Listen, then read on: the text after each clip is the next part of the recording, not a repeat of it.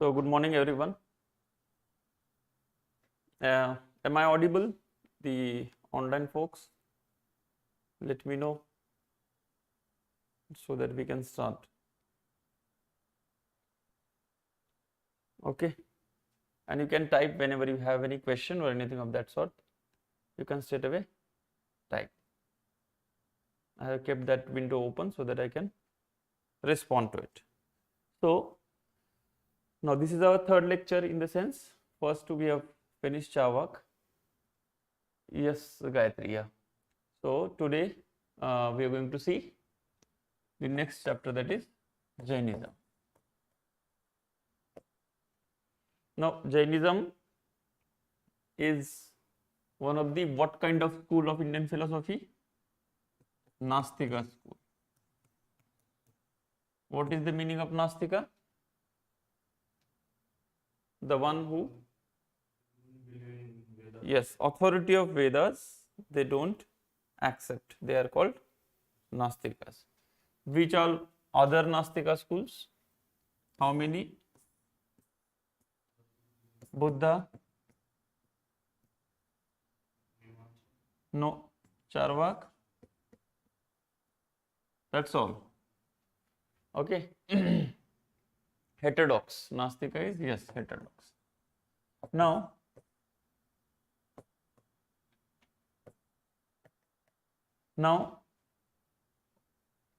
yes, and Nastika has another meaning, generally conventionally taken like atheist, but that's not the correct this thing. For atheist the word is Nirishwar, Nirishwarvadi. Okay, so who all are Nirishwarvadi according to Indian philosophy, other schools, considering other schools? Yes, obviously Charvak, then Buddha, Jaina. Buddhas are not atheist on technical point, they are called agnostics.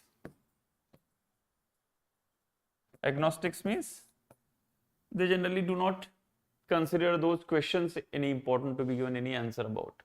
And then the most important is Sankhya. Sankhya is also Nirishwar, but Sankhya is not Nastik, it is Astik. So, and what is the status of yoga?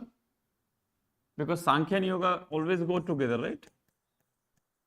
Sankhya's metaphysics is what yoga's starting point for their method.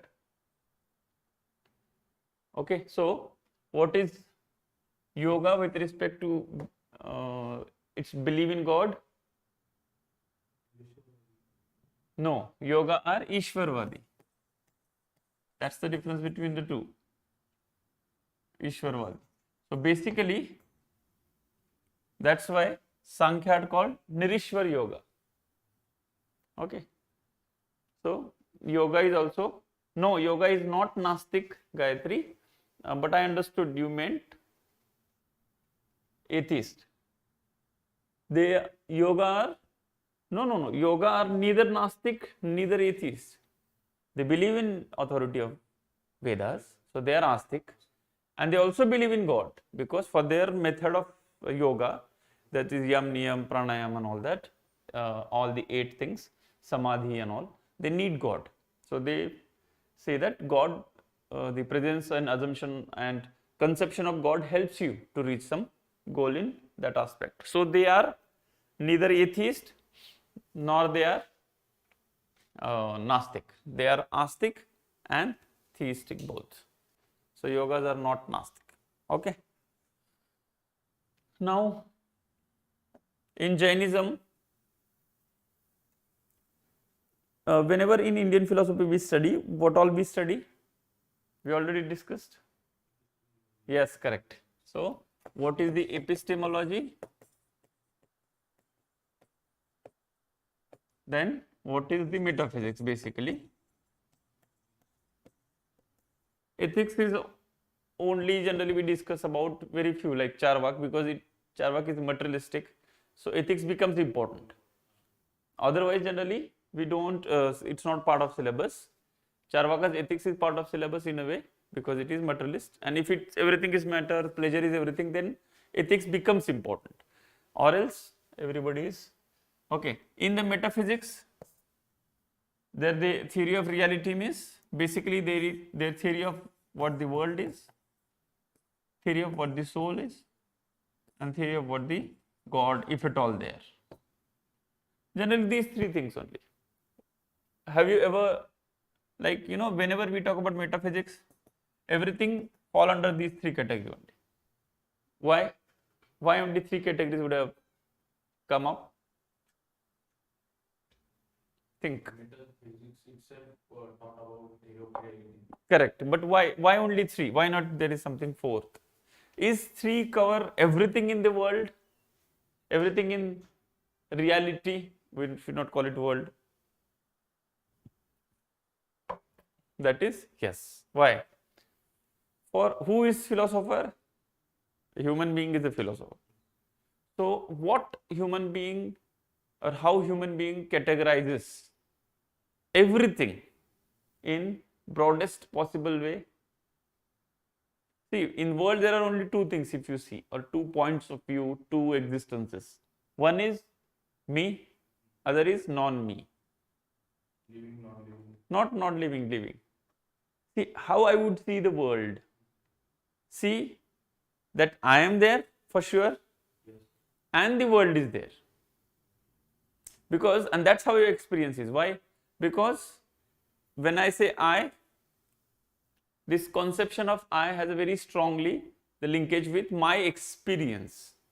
Okay, if you tap here, I will experience that because it is me, and there is something, and everything else is non-me.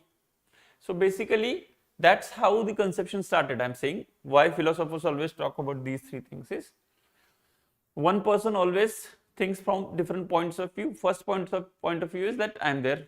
So I want to know about me because there is a strong sense of I. That is soul. The name given is soul, jiva, atma, spirit, whatever.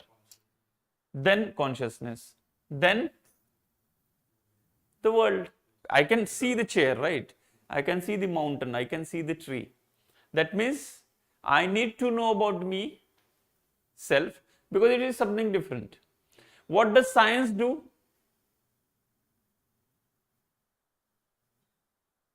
There is no soul, there is no me. They consider me also as part, like there is chair, like there mountain, like there is an elephant, there is this body. For all the purposes, basic practical purposes of science, like how do you think doctors treat human being? Body. Okay, there is a liver, there is a heart, it pumps, it is, you know, it is not based on the morality or other cultural and spiritual or whatever moral this thing that we have. For them, a heart of Gandhiji and heart of Osama bin Laden is heart only. But for us, it makes a big difference. Okay. So point is number one, always philosopher wants to know about what I am, and because there is, then if there is I means there is world. You know this? If there is no sense of I, there is no sense of world also. Are you able to understand that? Then everything becomes one only, no? That's what Brahm will talk about. So everything in that way becomes one.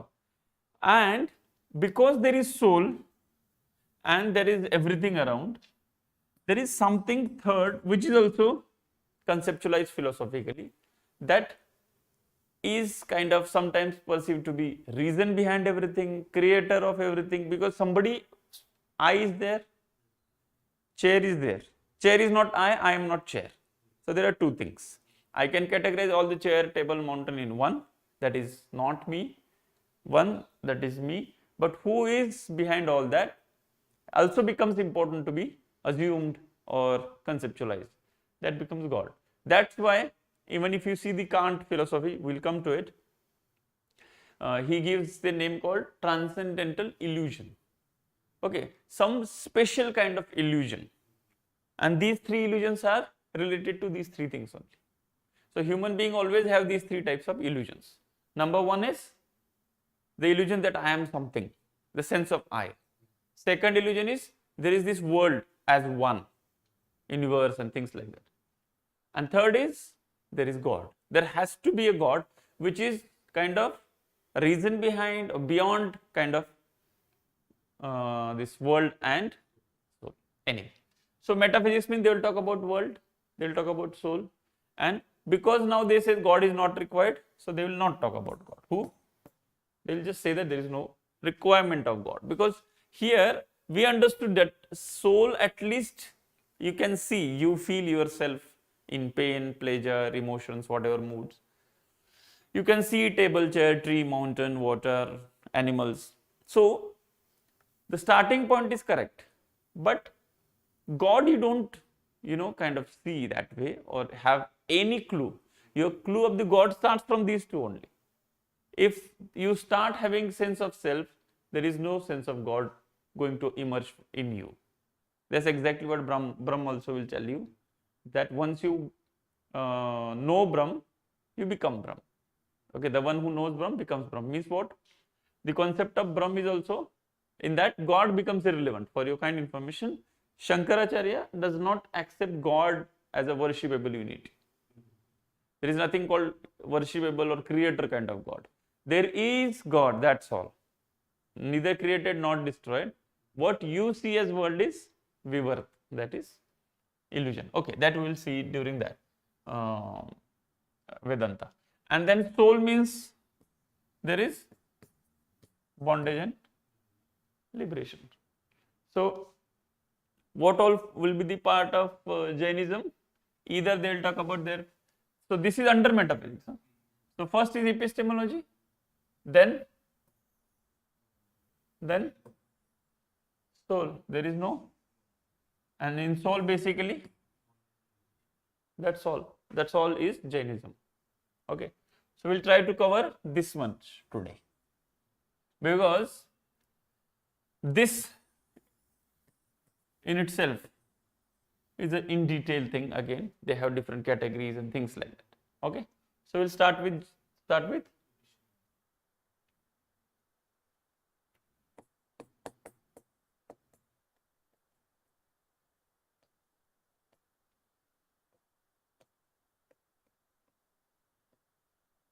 Jaina is a very old school in the Indian tradition, very old school. There is a mention of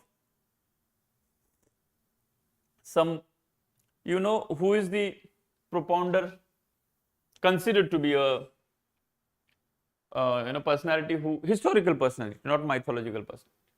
You might have studied in art and culture, history, ancient history also, who is considered that person who is kind of founder kind of, but he is not founder technically from the Jaina point of view, but the advocate or the biggest messenger, if we can use that word, of Jainism.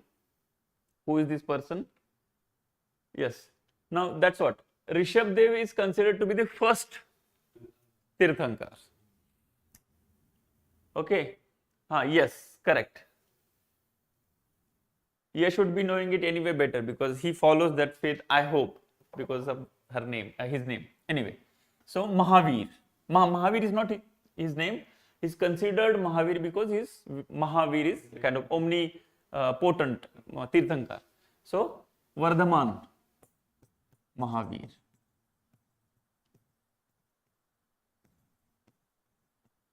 And he is, briefly, I'm just so that you have a hang up, and it will help you in your this thing, prelims also, thoda bahut art and culture. So Vardhaman Mahavir was contemporary of whom? Another great person from the same land, interestingly, almost same land. Okay, good Yash. Buddha. Okay. And Mahavir was around how much? 20 years elder than Buddha. For sure they would have met some place. This is just I don't have the historical thing like that, but I'm sure that they would have met somewhere, because they both, just imagine, both are like proper realized being, came back to the society to send the message. Not that they are just sitting into the forest all life. No. So they came back. So for sure they would have met. Both are from Bihar in a way. He is also born in Bihar. Buddha also born in Bihar in the sense Lumbini, but basically Kapilavastu was his thing. Yes, Bihar. No, not Awadh. Proper Bihar area. Okay. Then, so, and they both would have been contemporary. Now, Mahavir is a historical figure. Okay. Yes, 599 BC. 599 BC, and Buddha is no Buddha. Then who is elder? Buddha is 563 BC. But Mahavir is elder, right?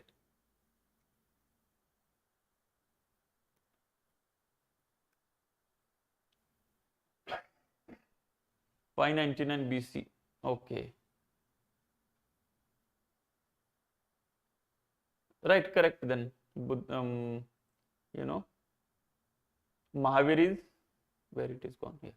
Mahavir is elder to Buddha because Buddha is 563 BC. Okay. Anyway, so yeah, and he is considered to be not the first but the 24th Tirthankars. Tirthankars are the one who can generally. Tirthankars means someone who can create a bridge for common man, to cross the Bhavasagar of life. Basically, someone who comes back and establishes himself and gives teachings so that people get help.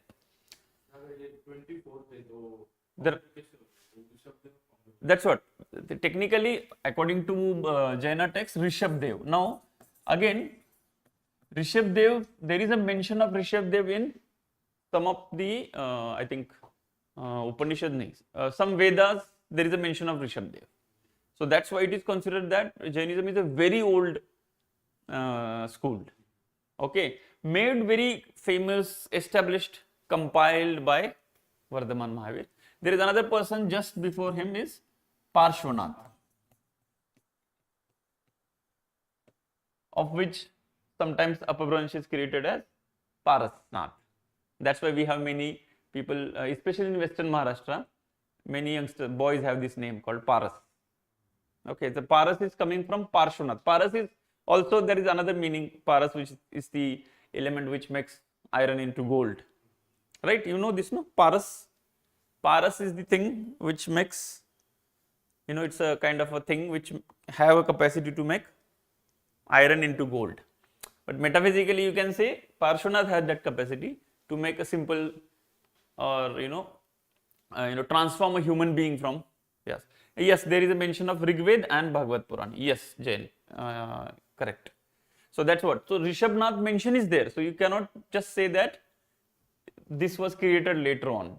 There is a link with other tradition, and Jainism does not accept the authority of Veda. So the mention in Veda means they would have mentioned that there is another thinker, Rishi Muni, who is also following his own identity, this thing, independent thing. Now, but the here thing is, main thing happened, established and compiled and everything, proper philosophy and all. Jainism has a very thorough philosophy. From a philosophical point of view, we know Jain temples and Jain way of thing, Jain restaurants, Jain eating habits. That's ritualistic aspect that people do. But when it comes to philosophy, Jainism in itself is a very big school. We have a proper technical concepts of epistemology and logic and things like that.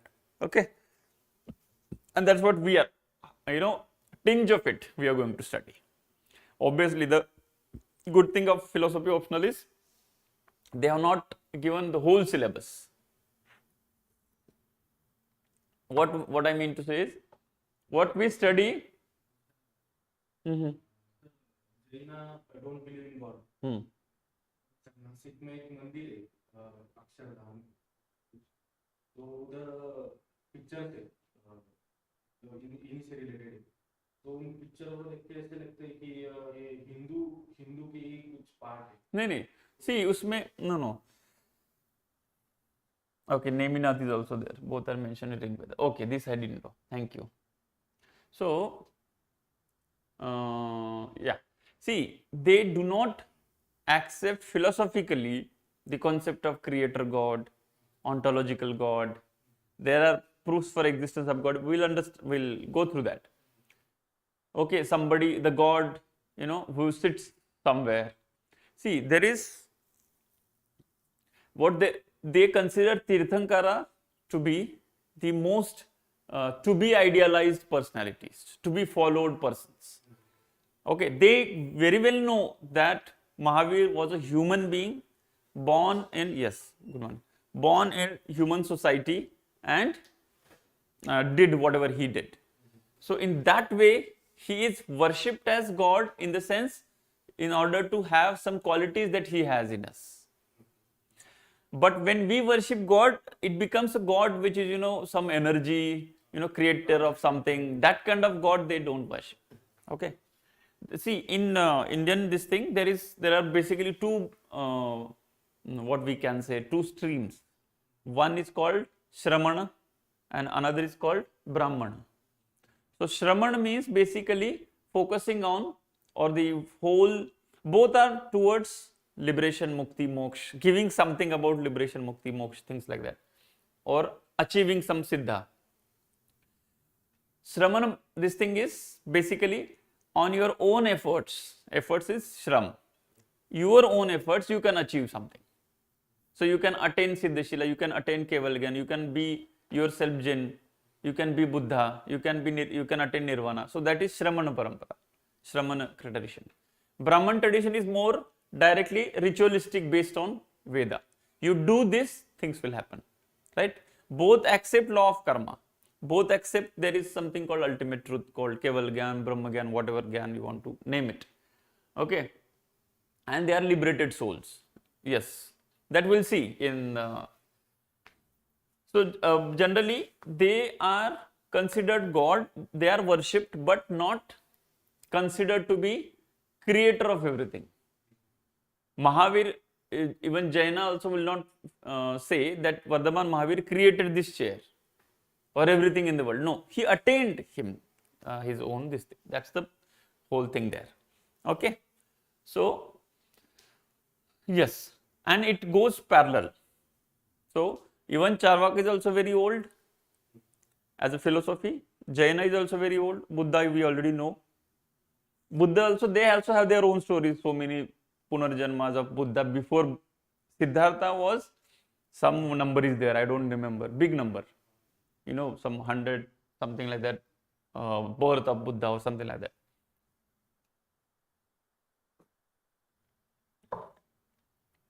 Okay. Then let's come back to the epistemological part. Now, okay, when Indian school of philosophy talks about epistemology, what would they talk about? Yes, but what would be the thing that they will be discussing upon? We have discussed this, I am asking, that's why. In Charvak also, in introduction also. Okay, what is epistemology? Like on what question will put your head means it is epistemology?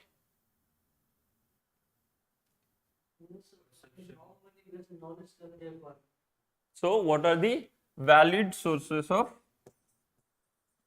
valid and independent sources of knowledge, right?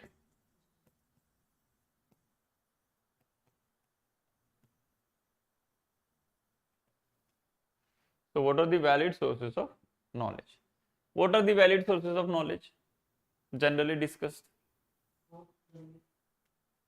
That, yeah, but Nyaya will again compile it in a very beautiful way.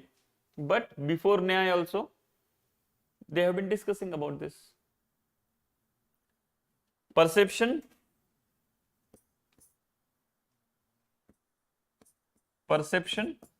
so valid source of knowledge is called pramana. Prama is knowledge, pramana is from where it is coming. So perception is valid source, generally considered. I am not saying Jaina is saying that or not saying that. Inference, testimony,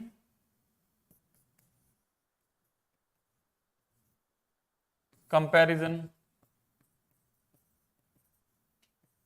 and then others are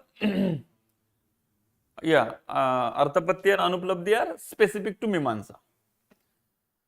So here China will say comparison is nothing but inference only.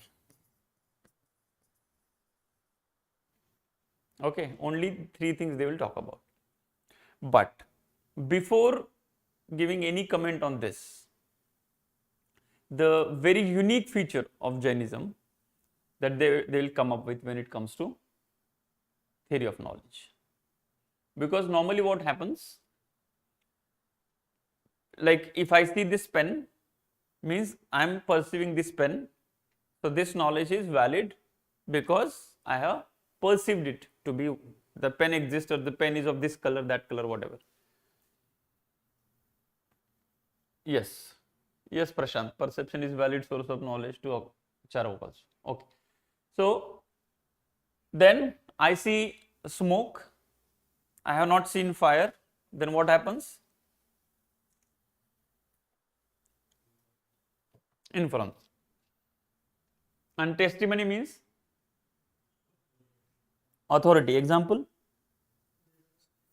Vedas or any Nyaya, like Mimamsa. For Mimamsa, authority means basically Veda only, nothing else. But Nyaya, when they put their concept of testimony, it is not just Veda, any reliable person. That was the question last time, last year sometime. The concept of testimony as a knowledge from reliable, apta. Apta Purush, apta. Generally, apta is reliable. Okay. So, okay, testimony is literature, basically religious literature. We can say that way. So, now considering whatever you know about Jainism, do you think testimony would be valid source of knowledge according to them?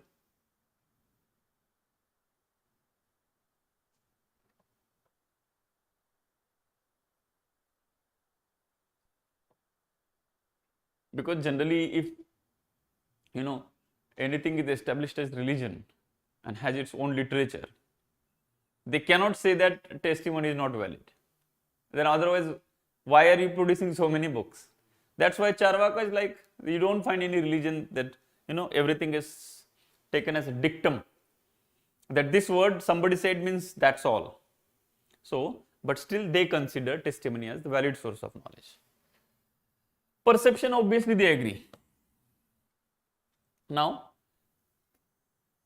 in inference, also obviously they will agree, because again, without inference there is no going to be any discussion and this thing. But there is a proper criticism that they will give for someone who rejects inference as knowledge. Who is that person? Charvak. Okay. Okay.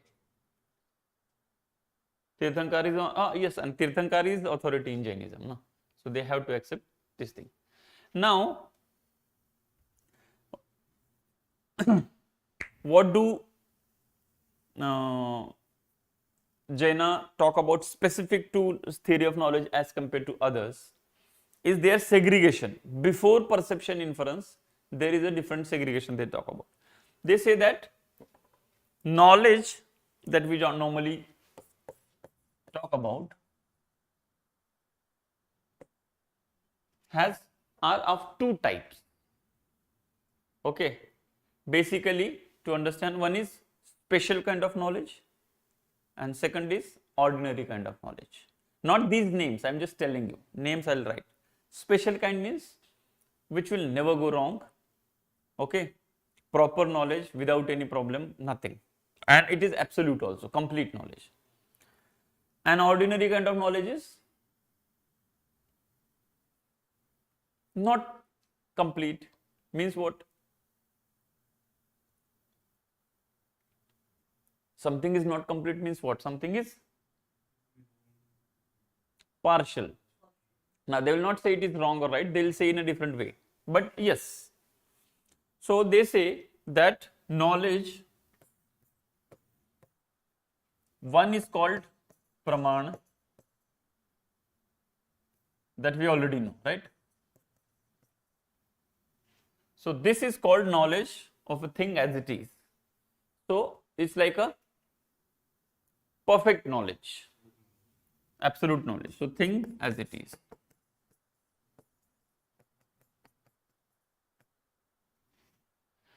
And second, they come up with thing in particular context or in some relation. Okay, that is called Naya. This is not Naya or Nyaya. That is Naya. Na, ya, simple, like what we write like this. Na, ya. Na, ya means it's a judgment. So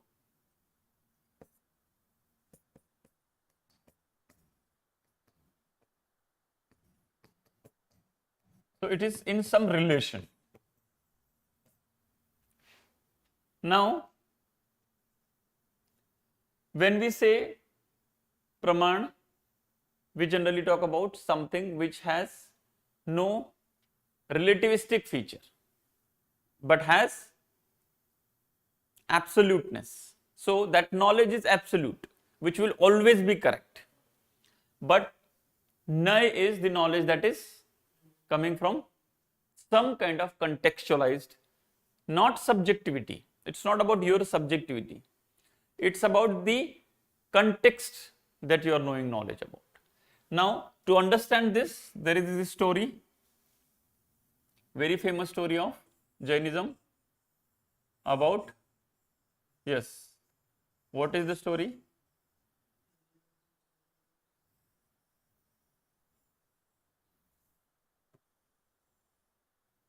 ठीक है. So there are 5, 6, 7, whatever number, right? And all are blind. And they have been obviously asked to touch the elephant and tell what is this, or what is the elephant is, what elephant is like, looks like or like. So somebody who touches the tail feels that elephant is some kind of snake or some kind of rope. Somebody who touches the feet, now they are blind, so they are not able to see elephant. They are able to see and touch only one of the aspects of it, one of the aspects.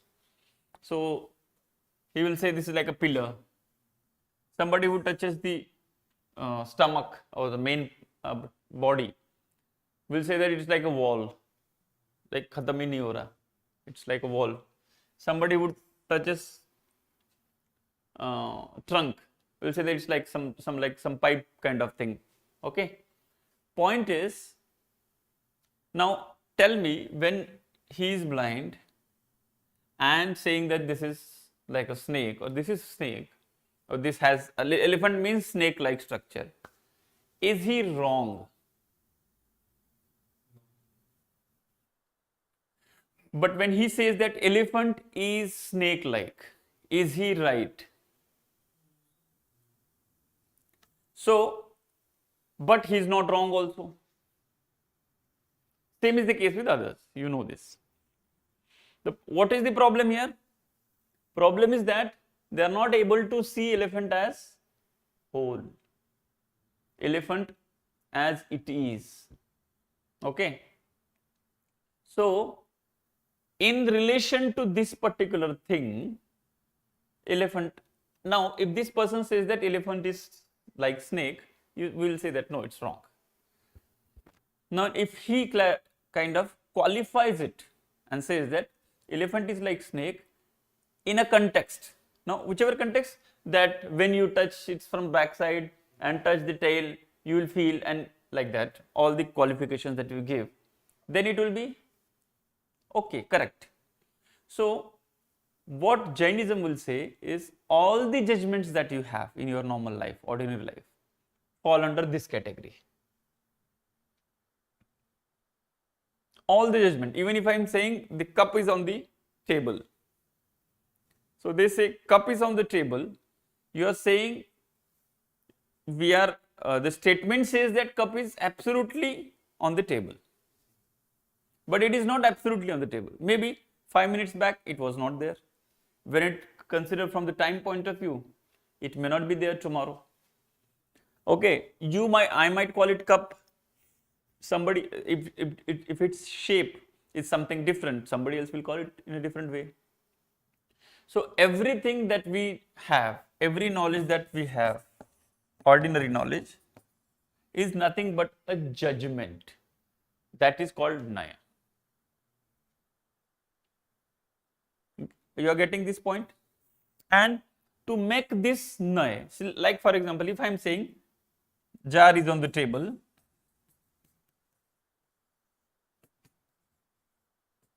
right? So now when we say jar is on the table, it seems like we are saying jar is always on the table, or jar is absolutely on the table.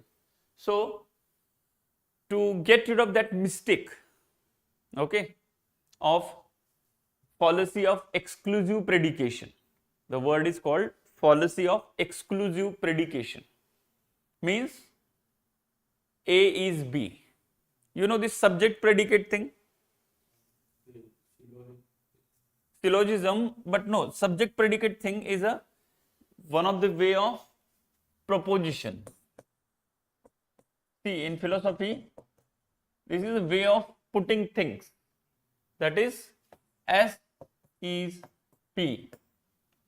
This is a subject predicate form. This you will hear continuously, not just in paper 1 but also in paper 2, especially philosophy of religion.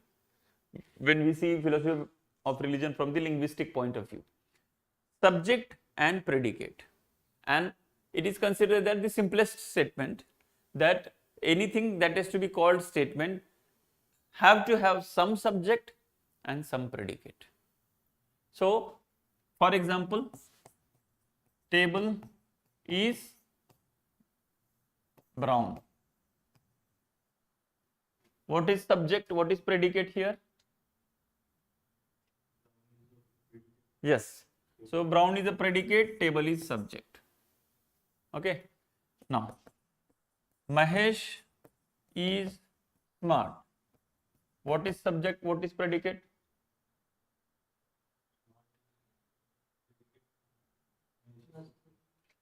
Because can we write this statement like this? Smart is Mahesh. Is this correct English? Poetically what we write, that's another story. So it's not a correct subject predicate form. If I write tree is green, God is great,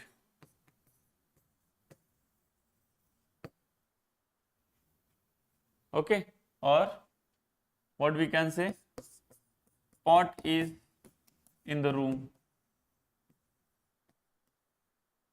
Here pot is subject and pot's characteristic of being in the room is a predicate.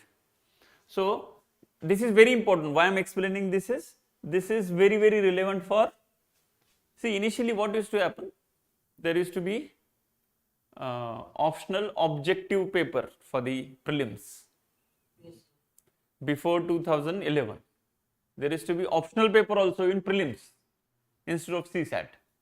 CSAT came in 2011. Fortunately that was my first attempt, 2011, so I did not write optional with prelims with optional. Anyway, that's another story. So there philosophy optional had the questions like this only.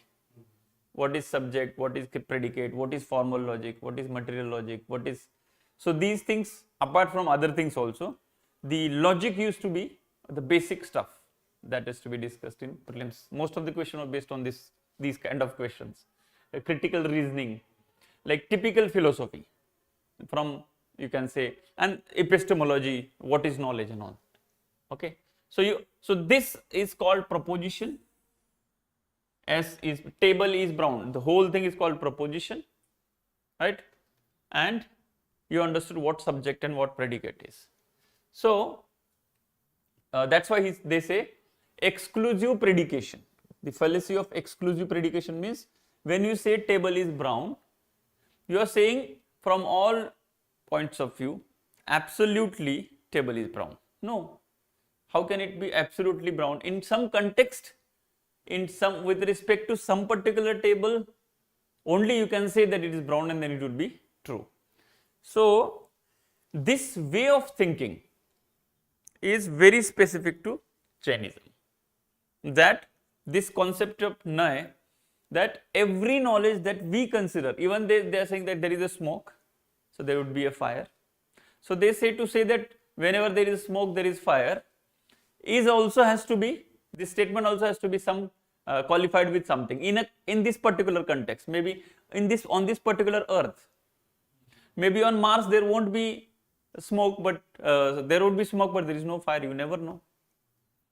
Okay, so the point is everything is in a context. What they are saying is, but if you don't put that as a context, okay, there is that we were talking about the pot is in the room, or any other example. So they say when you say the jar is on the table, to make it non-wrong, to make it clear, to reduce or to get rid of the problem of fallacy of exclusive predication, what you will do is you have to mention in a context jar is on the table. Okay, that every statement has to be prefixed by in a context, or the word that they use is syat. Syat means somehow, in a context, in a relation. So somehow jar is on the table. This is a uncontested, this is a perfect explanation of what reality is. Are you understanding? That is, from a point of view, not for me, it's not about subjective. Please try to understand this. I am not talking about मेरे लिए हाथी wall है, नहीं, मेरे लिए की बात नहीं. It's not about me. It's not about the subject, that is the one who is perceiving. It's about the complexity and my ability to reach only some of it. And when I am discussing somehow, it is not my uncertainty of knowledge. It's not about uncertainty. It is neither about uncertainty nor about skepticism. It's not doubting that elephant is there. It's not saying that elephant is not what others say. You are getting my point. He will never say that no, elephant is not like trunk or not like pillar. A pillar, he will say, not like wall. He will not say elephant is not like wall. He will say somehow elephant is like pillar. Now this somehow is neither uncertainty nor skepticism. It is relativism. Relative to this particular thing. Okay? That's why, and because why I am saying this, because this will be a criticism later on. It is not probability also. That, there is a probability that this will, again there is uncertainty. Probability is what? Science of uncertainty only. So they say this word, putting this word makes everything very, very much attuned to the reality. Otherwise, if you remove the context and if you try to say from the point of view of absoluteness, then you are wrong.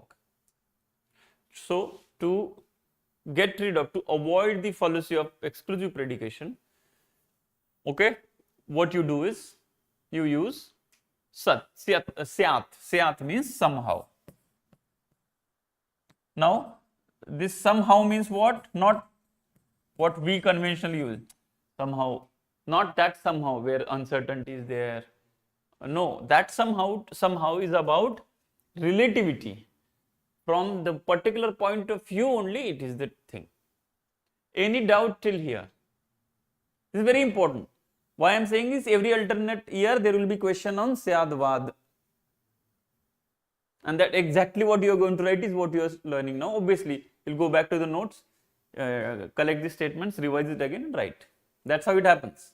That's why I am pushing, because, and this is very specific to Jainism.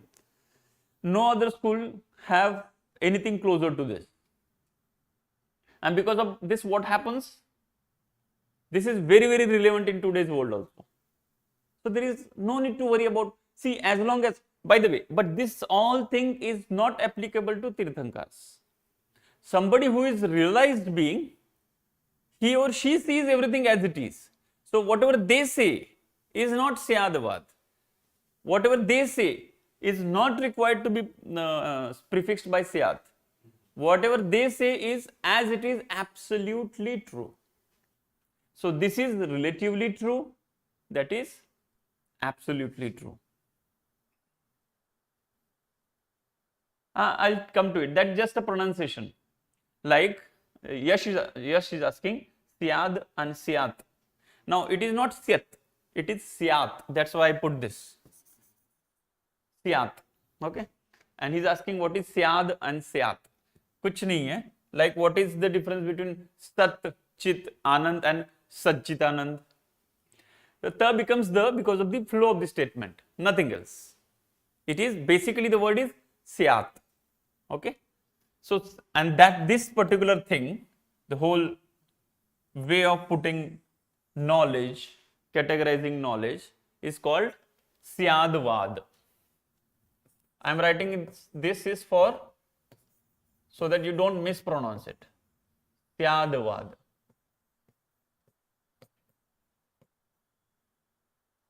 Okay. So it becomes Syatvad becomes Syatavad nahi hota, Syadavad ho jata hai, because in the Sanskrit language ta becomes the in the flow, like Satchidanand becomes Satchidanand.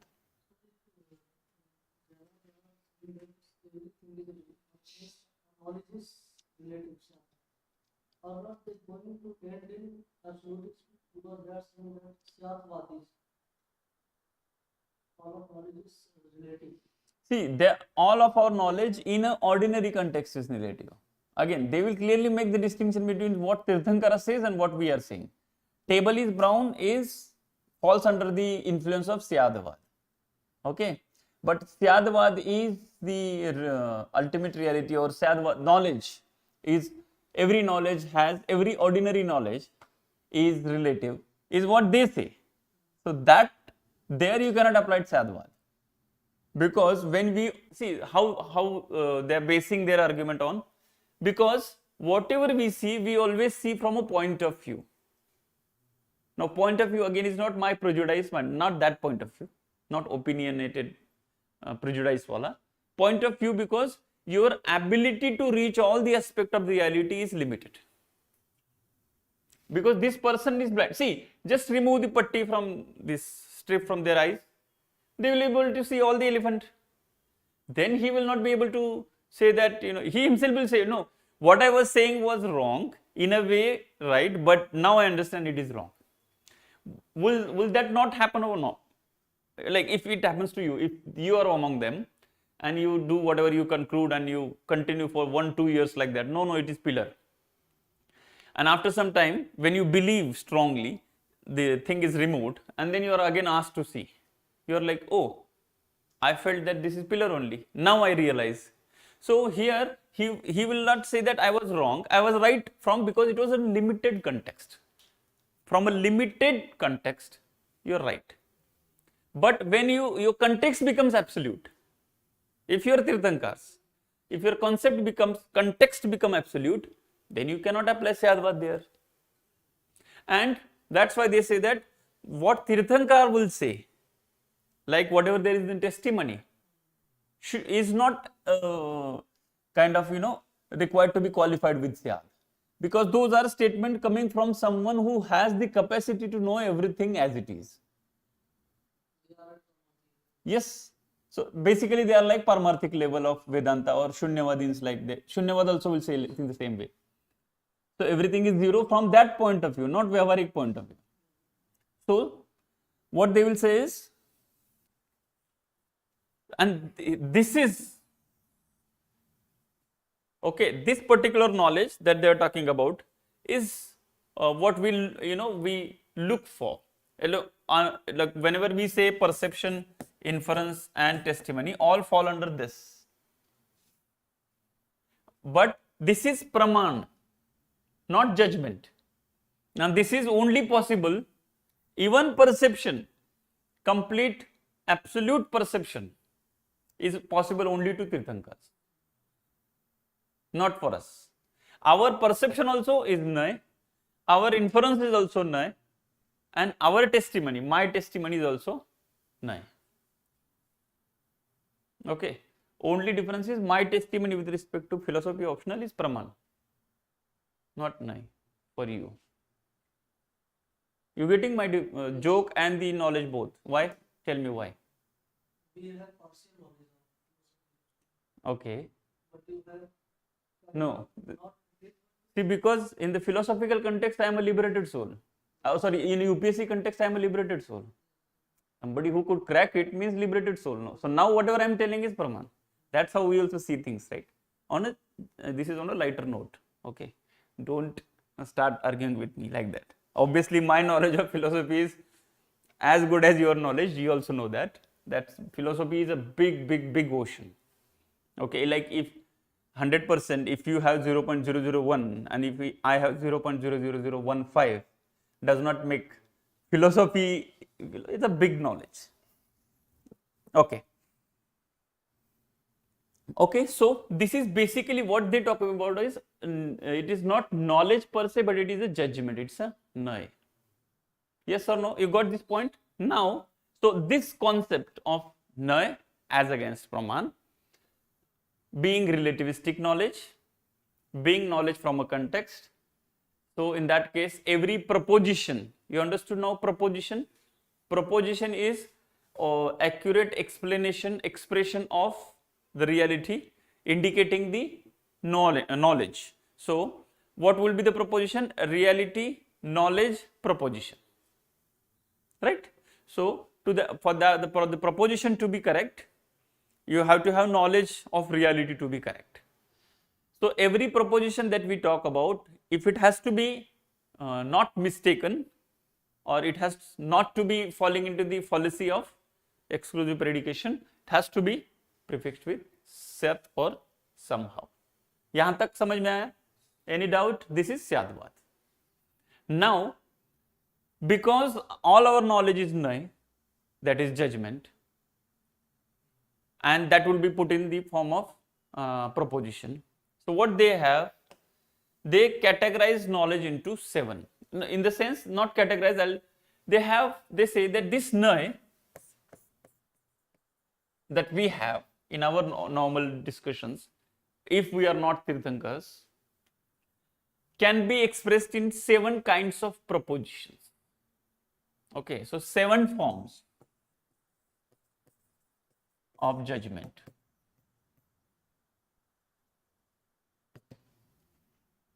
Seven forms of judgments means the word that they have used is Sapta Bhangi Naya.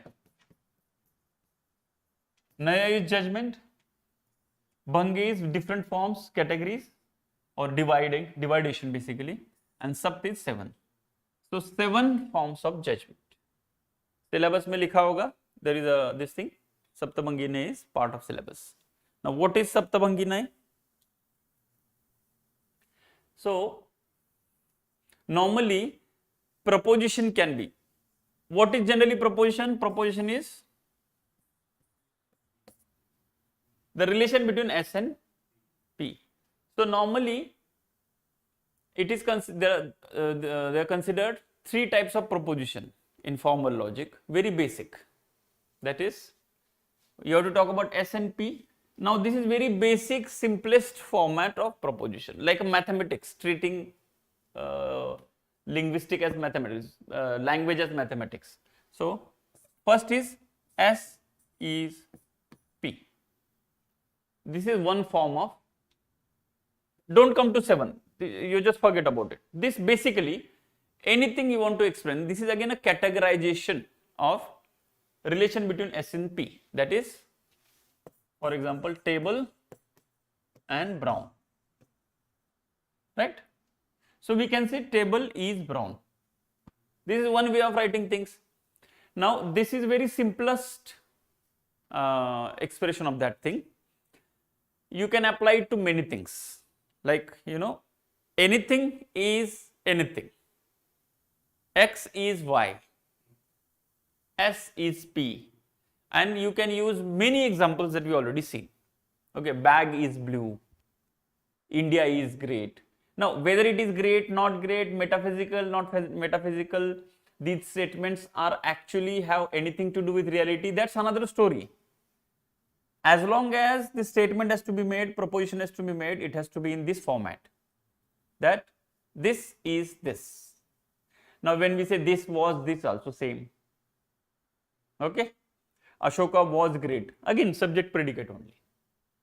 That is just different tense. It is again talking about past, present, future, whatever, like, but the point is will be, have to, everything is falling into subject and predicate. I will eat is also subject predicate format. It's not that I am eating all the time, it has to be is, not required. Okay, Mahesh will be selected. So this is also subject predicate format only. You can boil it down to subject predicate format. So there is a subject, that is Mahesh, and predicate is he being into this, he being selected, the situation of condition of he being selected. No, both are connected affirmatively. So this is called affirmative.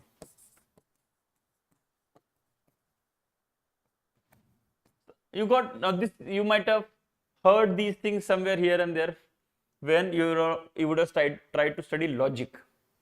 In logic, these terminologies are used. Affirmative. Okay, this is one way we all our propositions can fall under this or rest of the 2-3 I am going to say. Another is, then what would be the other? Logically, if S is P, that is affirmative, what would be the other logically? Negative. S is not P.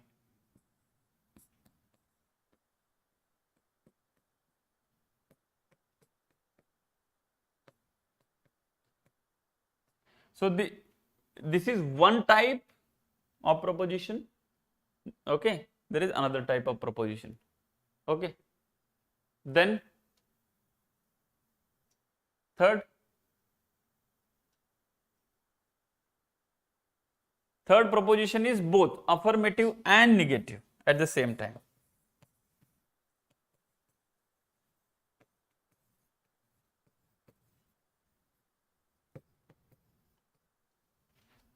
That is S is P and not P. Now this is not, this P might be like table is brown and not blue. Okay, so S is P and not P. Yes. Then last is, this is again, these four are considered to be very basic in logic. Jaina will come with 7 on the similar line. This is the way of putting your proposition or way of judgment basically.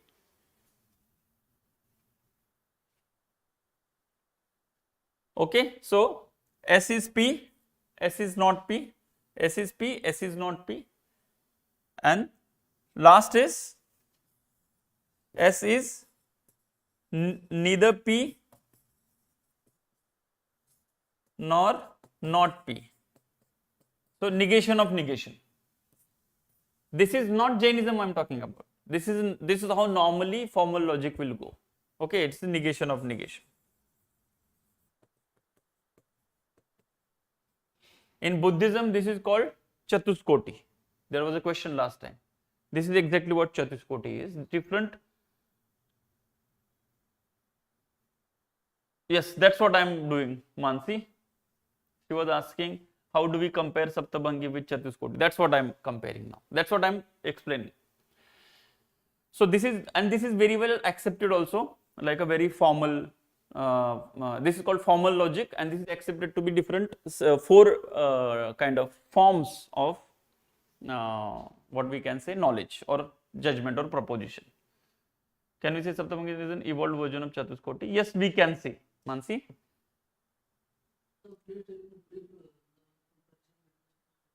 First, let me come to Saptamangi. This is foundation batch. This is not comparison batch. No, they will be like, you know, we don't know what Saptamangi only you are coming to. But I am just telling, this is point is now you'll understand, because that's how it comes from basic point of view. And are you is it making sense to you? This is the most important thing I will always ask. It is not about have you understood this. Understanding is one, okay. Is it making sense to you? Like, does it make sense to you that, oh, these are the four categories of the statement? Nothing is, you know, nothing can be categorized more than this. Like, can there be fifth category? Can there be fifth category? Think.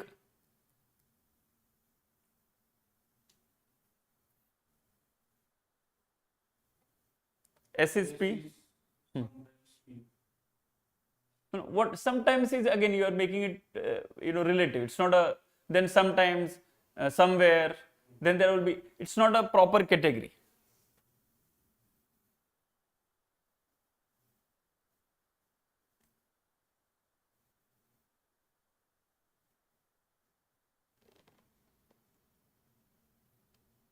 Oh, yeah. Yash is saying something. Okay, wait.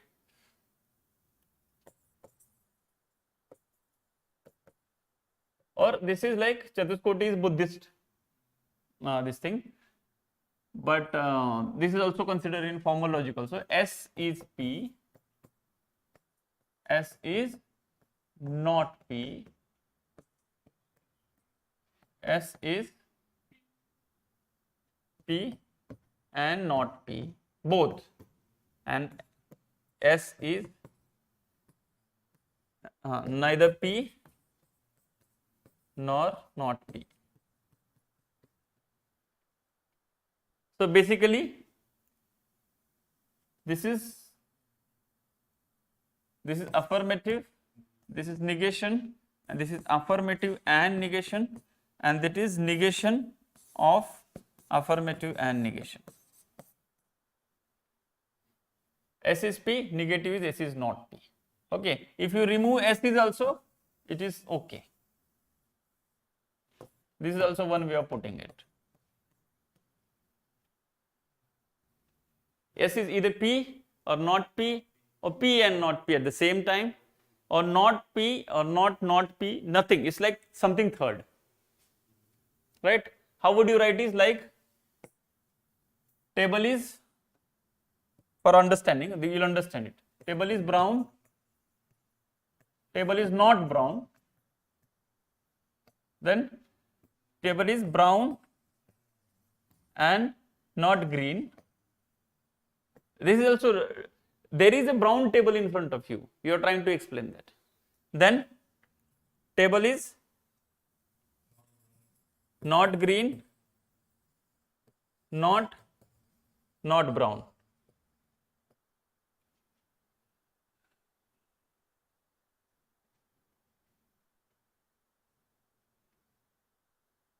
Yes, more categories is it visible now? Yes.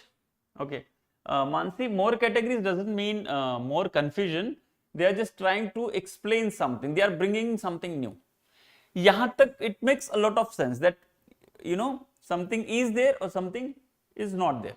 There is some, now normally what she is also mentioning, you know, binary logic is like either affirmative and negative, that's all. But the complexity of the reality is such that it's not, sometimes it is affirmative and negative at the same time. Then only you can explain it properly. And sometimes it is neither affirmative and nor negative. In that category, but because the reality is that way. Okay. Now, in Indian context, there is always something, you know, when it comes to this logic and things, they will always come with the thing called something which is indescribable.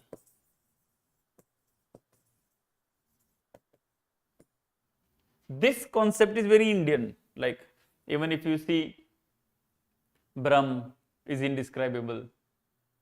Even if you ask some questions to Buddha, he will say no, not describable. Avyaktani, Dash Avyaktani karke. There are 10 questions that Buddha said that is not required, not able to describe. Words cannot say anything. And so these kind of knowledge has place in Indian philosophy, that word cannot explain things. The same thing brought in this will become Saptabhangena. Now, let's see what Saptabhangena has to say. Again, not very difficult also. Now you understand.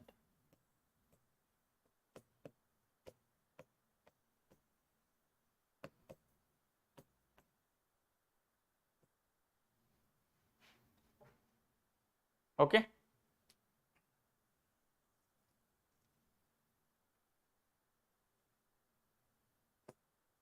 So tell me what will be those 7?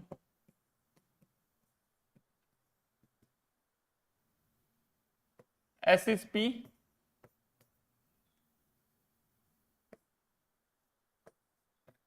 S is not P. Then S is P and not P. Then S is neither P. So if S is neither P nor not P, then what it is? No, that is one way. Now here is this S and P you should not take it like X and Y. This P is just a word, predicate. So that predicate can be different. So this, the fourth one, which is the invention of Jainas, that is S is indescribable. Beyond any one predicate or two predicates. Right? So S is P, S is not P,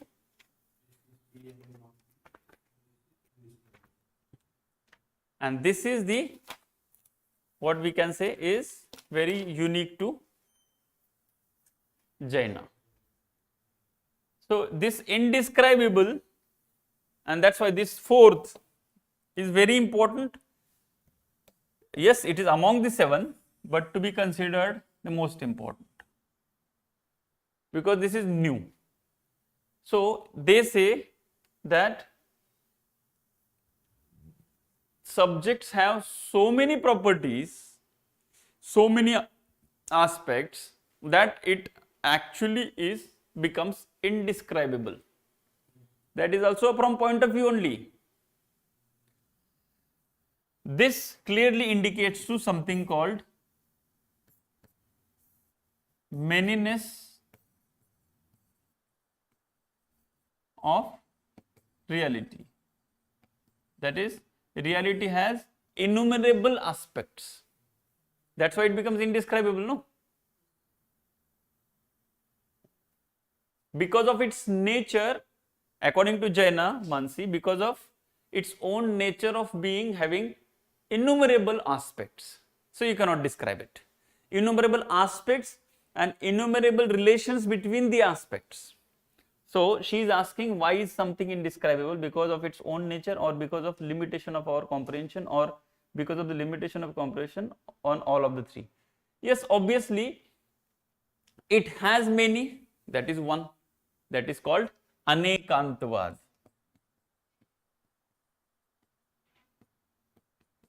That is, reality has innumerable aspects. That is reality. Now, if we had capacity to comprehend innumerable aspects, then it wouldn't have been indescribable. And in that case, what I would have been? Tirthankar. So this Nay concept only is not applicable. Then my knowledge becomes Praman. That's why Praman in English, in Sanskrit now means, or Hindi or even Marathi or languages that are related to Sanskrit, Praman means standard. प्रमाण भाषा, प्रमाण this thing, प्रमाण is proof. इसका प्रमाण क्या है? So प्रमाण is because praman is like something which validates everything. So which itself has no problem, no issue in it. It is correct.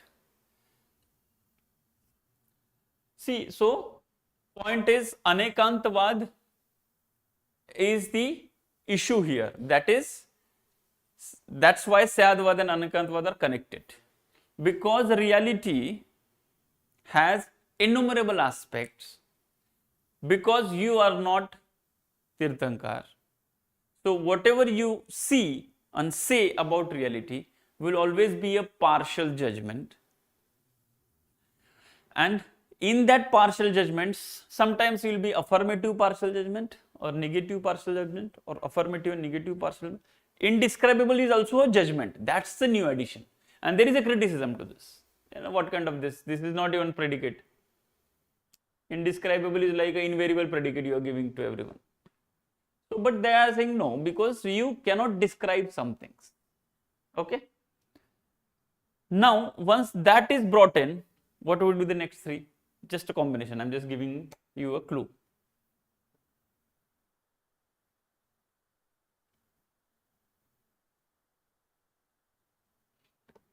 Mansi is asking, so can we call it non-essentialism? No, we cannot. Because Jainism, that essentialism, non-essentialism is all about metaphysics. It's not based on epistemology that way, but they have this concept of soul, concept of essential features, concept of this modes, gunas and paryayas. So guna is essential feature of things. So we cannot say that they talked about non-essentialism. Mansi is asking question. Okay. So what would be the next three?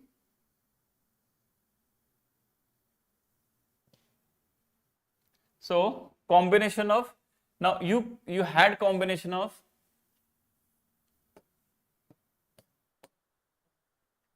P not P. How many combinations? Okay, and nor not P. P not P, nor not P, right? So you have different combination. S is P, S is not P, S is P and not P. S is indescribable. Then what will happen? S is P and indescribable. S is not P and indescribable. And last is S is P and not P and indescribable.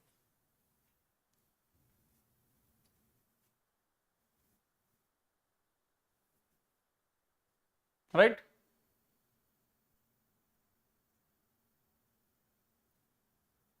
So what is the example? They give the example.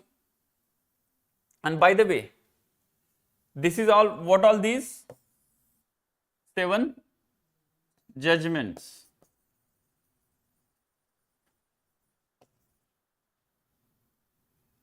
And every judgment, to avoid the fallacy of exclusive predication, has to syat. So basically, before everything, this is Saptabhangine, clearly. But to make it true, we have to apply Saptabhangine with Syadavad. So what will happen? Everything will be prefixed by Syat, somehow, to make it non-wrong, to avoid the mistakes. Syat.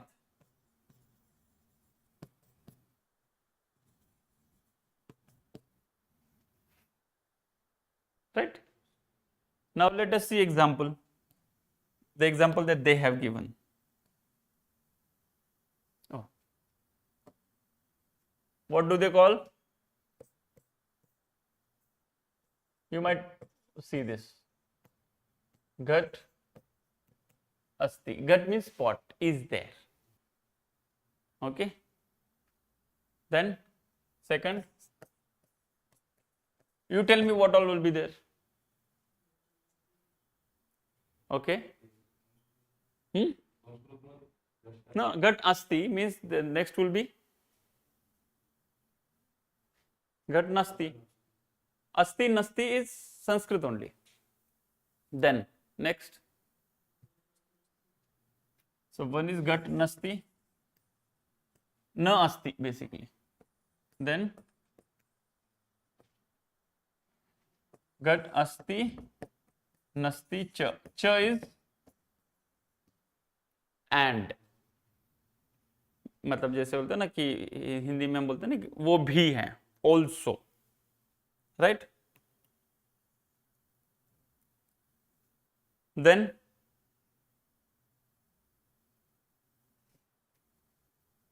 fourth,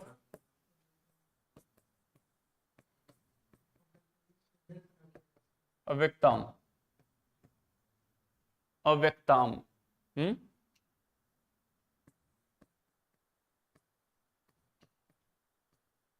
Avyaktam. Ghat avyaktam. That is indescribable. Then Ghata asti avyaktam cha. So if you write like this will be good in exam, because this is exactly what they have used in their literature, like snake and rope used by Vedanta or smoke and fire used by Nyaya. So that same example makes a lot of sense. So it clearly conveys the message. Then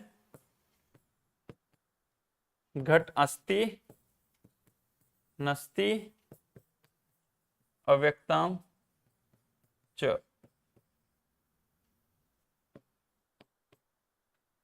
And last is, sorry, here only nasti here. Asti nasti avyaktam cha. So this is Saptabangine. Okay. Now to make it again perfect, what is the last step that is required to be done? So actually everything has to be prefixed with syat. Somehow, yes. So this is syat ghatasti, syat ghatanasti, syat ghat asti nasti cha, syat ghat avyaktam, syat ghat asti avyaktam cha, syat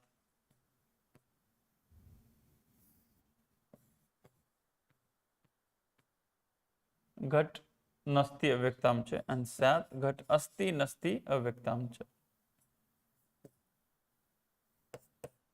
You know this, no, in Sanskrit, this cha thing, and generally and is written like that. Cha. Yes. Exam में ऐसे सप्तभंगी नय का सवाल आ गया तो देखो सप्तभंगी नय is basically this part, but obviously we don't write just like that. There will be some reference to Sadvad, so you will mention this, but Saptamangi Naya is only this much. So basically their way of categorizing, ghat meaning ghat is pot, ghada in Sanskrit. So syat is Sanskrit. Huh? Yes, Sanskrit. Actually what happened, the major literature that was in Prakrit, Ardhamagadi, called Prakrit, that is Jain literature, like Buddhist literature was in Pali. But later on, to have debate with this Vedantins and other Brahmanical fellows, they had to translate and they had to create Sanskrit literature. So most of the literature that is available of Jainism today is Sanskrit literature. Same is the case with Buddhism. Buddhism Pali literature is also available, but later thinkers, schools of Buddhism, this what is his name, famous Nagarjunaji, Madhyamikas and all, they use Sanskrit to counter Vedanta fellows. It's like English today. If you really want to communicate to the world something, you translate whatever language you have, whatever arguments you have, you translate in English and then communicate. That's what happened. Sanskrit was like a language of knowledge. It is still a language of knowledge, and especially spiritual and all that kind of knowledge, philosophical knowledge.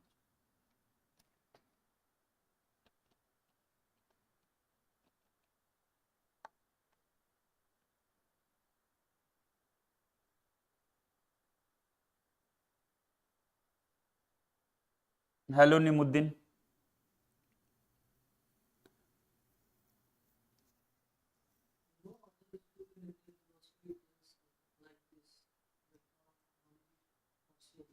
No other school.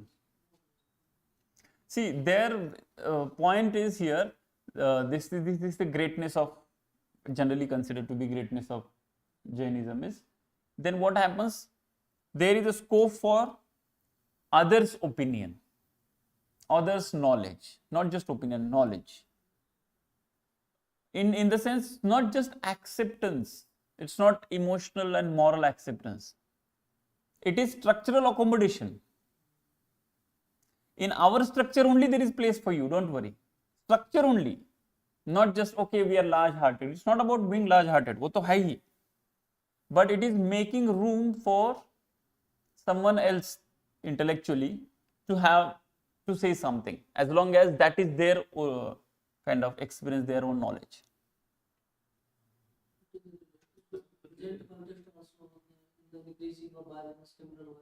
That takes to the another level, yes, but it would have been better if we would have, like we discuss in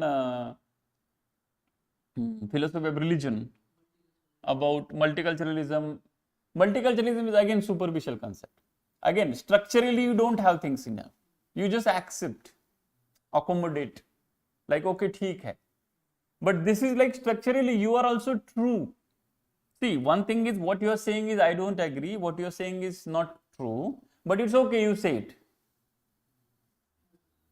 But here they are saying, no, what you are saying is also technically true. We can come to help you, that you are true. Why? Because you are coming from a point of view. In a relation, you are saying something? Yeah, yes, respect for others' opinion.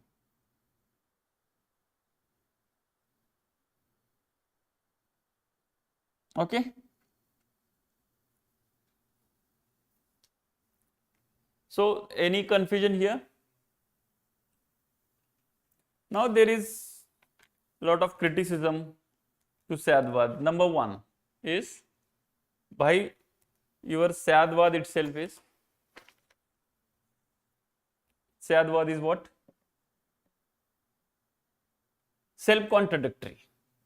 Now, we have seen Syadvad and Saptabhangine together, but you understood what Syadvad is and why it is important.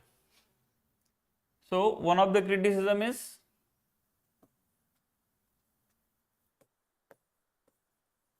Syadvad and Saptabhangine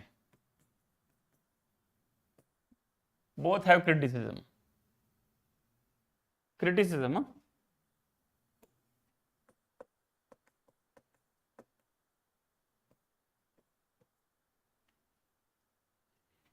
Syadvad criticism is basic, the most like strongest criticism is self-contradictory.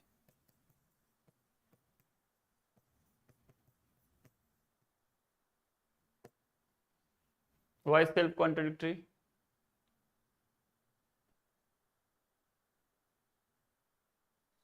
Means relative to what? You should accept some eternal or some permanent, some perfect knowledge. No, that is another argument.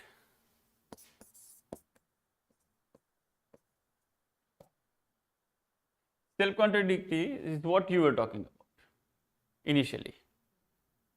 If Syadvad says every judgment is partial, then Syadvad itself becomes partial.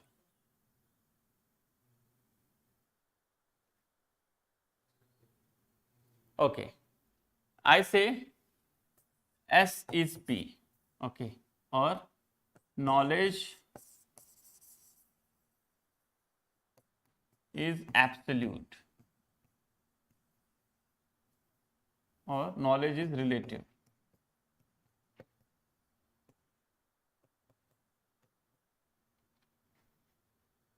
Right? So when I am saying knowledge is relative, what I mean to say is all knowledge is relative. So why are you making absolute statement? Why don't you write Syat knowledge is relative? So if you write Syat knowledge is relative, you are saying in a context knowledge is relative. Okay, that means it's not absolute statement. Okay, leave it. Getting the point or not? Syadvad is the perfect theory. This statement itself is absolute statement. Why are you making absolute statement then? So self-contradictory. So if everything is partial, Syadvad is also partial. Simple. Right? Second, this concept of relative and absolute. Relative versus absolute.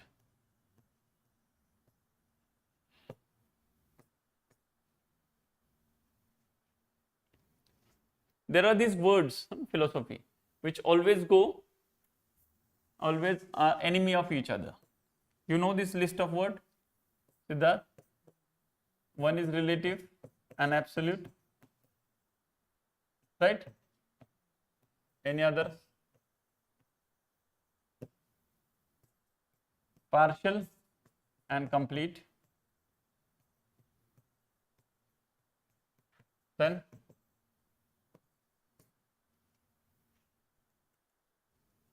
universal, particular.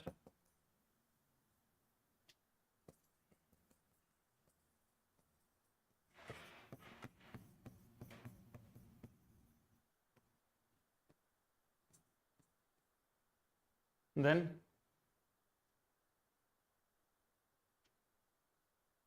you are getting my point. I mean, this is not part of this. I'm just additionally I'm telling you.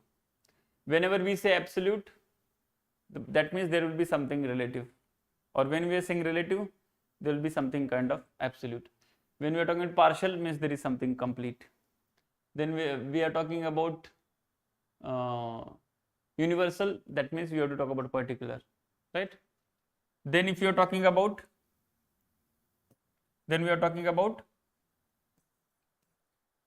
क्या skip हो रहा है, बहुत सारी चीजें हैं. Anyway, अभी याद आ गया था, अभी मिस हो गया. So these things, I'll come to it. Just click, is not able to click my mind now. So these things always being used as one against the other, in the sense as a 180-degree opposite concepts in philosophy.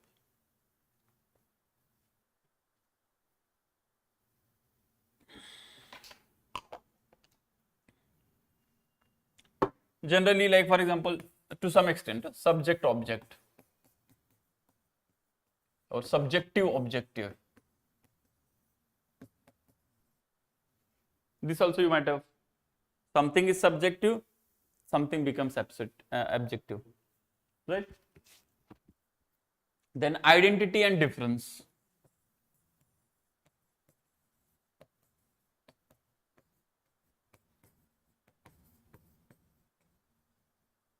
Then monism and pluralism.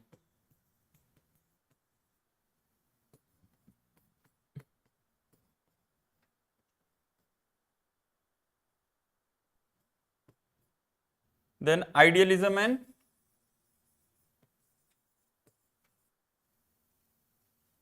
realism. So philosophically, these always taken one against the other. Okay, there are many like this: idealism, realism, monism, pluralism. You understand, monism is talking about one, everything is one kind of thing. There is only one. Pluralism is many. Then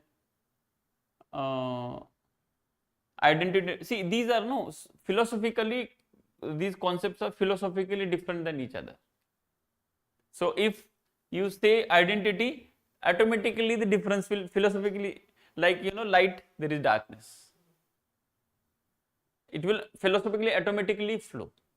And when we also use, this is very important for your understanding. When you will read things, you will be able to perceive, because when you know what identity is, when you will understand differences. When you know differences, you understand what identity is.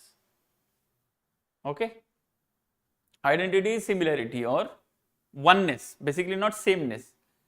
एक ही है is identity. World is one. Somebody will say, no, world is not one. This chair is different, that chair is different. What about difference? Talk about difference. So if you talk about one, other will be compromised. If you talk about other, one will be compromised. From where this Indian philosophy, identity and difference gets, lot of focus or is discussed very detailed. Yes, the later Vedantic schools, in the sense after Ramanujan. Ramanujan also is talking, from there only starts, but Madhvacharya takes it to the higher level. It's like complete Dvaitvad. So the whole discussion between Shankaracharya, Ramanujan, Madhvacharya, Vallabhacharya, Nimbakacharya is all about identity and difference. So is the world of difference world of many, or world is that of only one? Okay. So the question is, what is the point of relative if there is no concept of absolute? See, I'll tell you, everything is changing. Normally we hear it, like everything is changing. But with respect to what?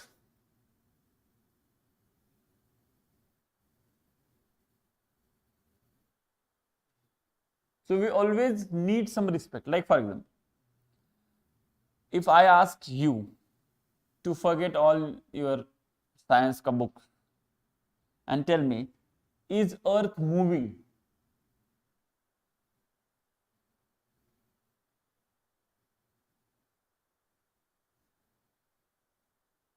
My answer is no. No, because you are not able to see something which is stationary with respect to what you see that earth is moving or not moving. So unless, and this happens, you might have experienced this, if you are sitting in, mostly it happens with bus or train also. If you are sitting in this train and the other train starts moving slightly, and if you are in AC compartment or in compartment where you are not able to hear anything, you feel that your train started.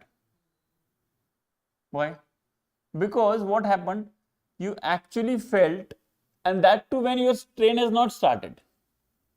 So you always need some reference.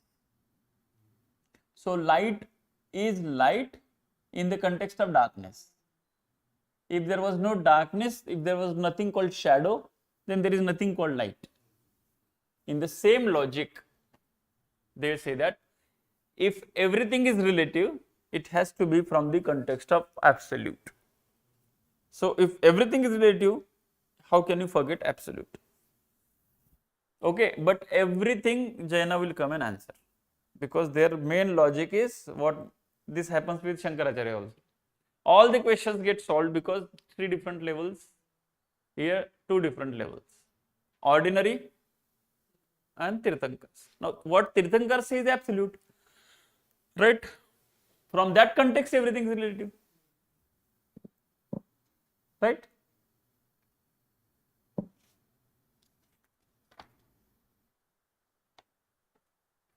Any doubt?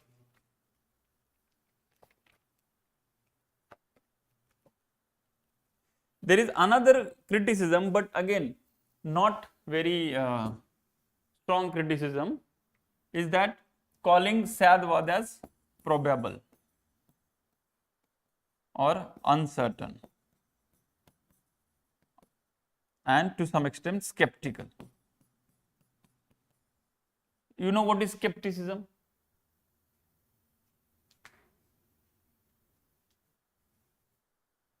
We generally, in our normal parlance also, we use this word skeptic.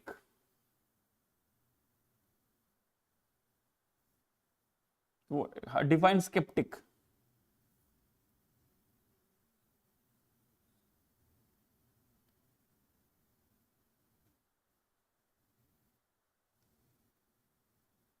skeptic is the one who will say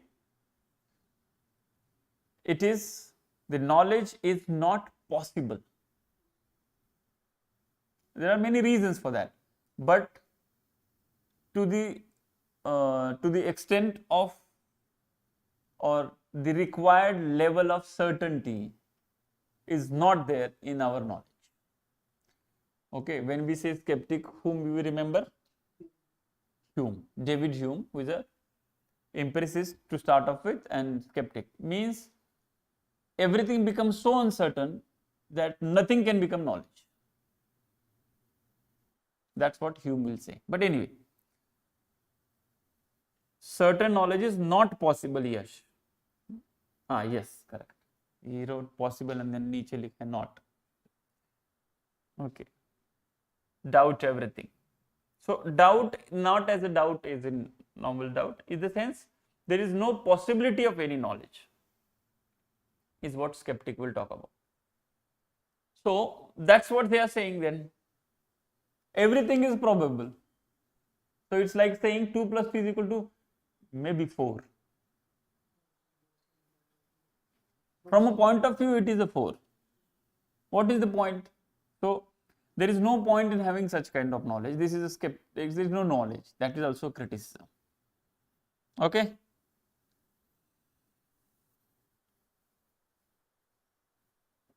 Then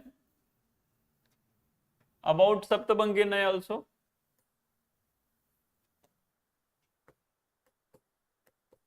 The criticism is, what is the criticism?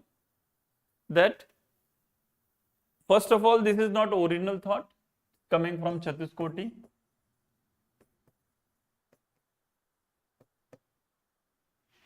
You understood this concept of this logic and how things, proposition and Chatuskoti and all.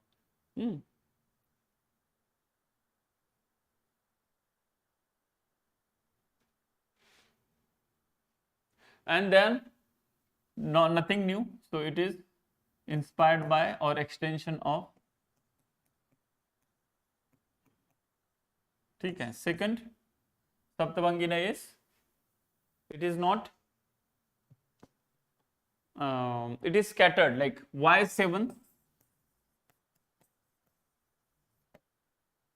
There is no synthesis, lacks synthesis.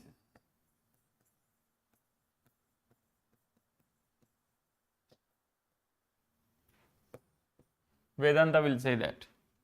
And Mimamsa will say, why 7 then? It can be 100 also. Can be 100 also. Why not 100? What is the logic? 7 only. You can add something, you can keep on doing it. So there is no synthesis. Okay. Yes.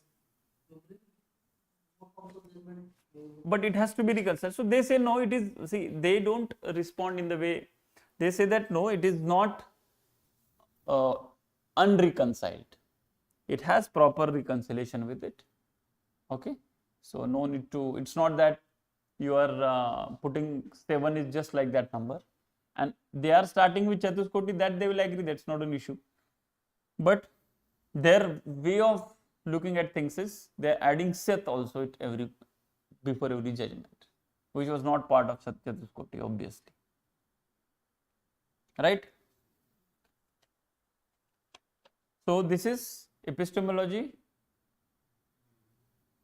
Then Syadvad, Saptabhanginaya. There is one more thing which is related to the concept of knowledge by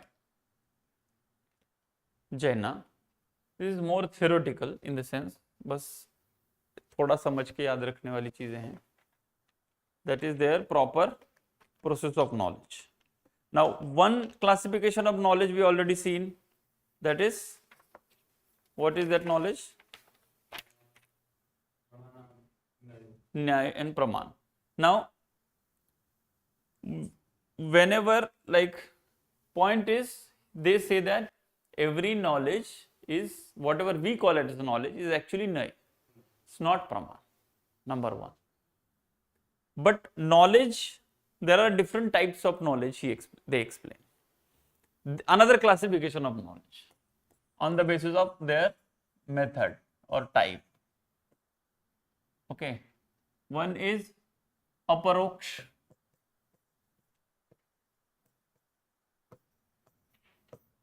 and another is paroksh.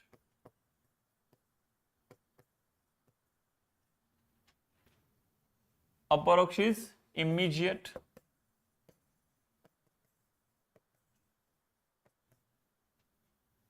and another is mediate. Right? Now, aparoksh immediate means basically, for understanding sake, it's like direct, or this is indirect. So basically, immediate means there is nobody mediator, direct knowledge.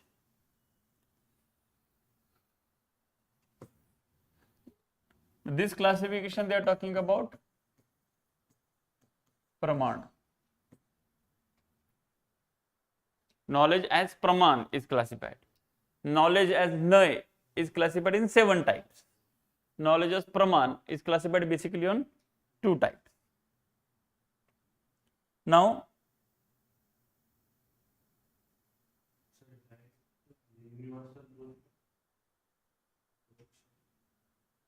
no. Direct knowledge means I can directly see this water is there. I am not inferring it from someone. Direct, straightforward. This terminology, direct knowledge, is being used by other schools also. You will come to it when we will study. Okay, immediate or direct. Now, this is talking about pramana, that is knowledge, not judgment.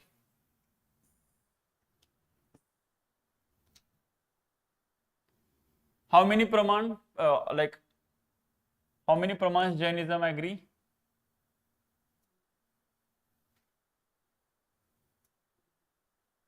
How it do? Perception, inference, testimony. Right? So tell me now, which will fall under perception direct and which will fall under paroksh, indirect? Perception, direct knowledge. Correct. Testimony also. Okay, then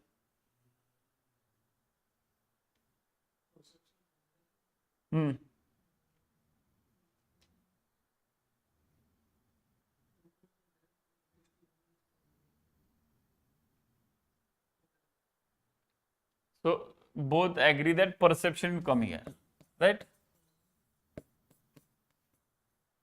Now Mahesh is saying testimony will come here, direct, and inference is here.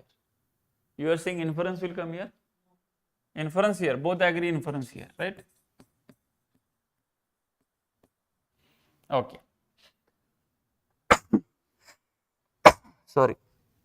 So Yash is saying perception is also direct, testimony is also direct. What do you say? Asking you, here or there? वो indirect है भाई, यहाँ direct है, उधर indirect है.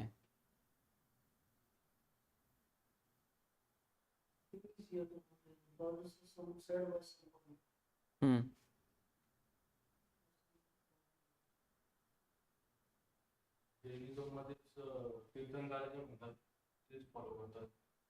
ते direct What they say is has been direct knowledge for them, then they wrote it in the words, then you will read the words. What they have wrote is not testimony for them. It is direct knowledge for them. They wrote it for us. So for us it is indirect knowledge, no?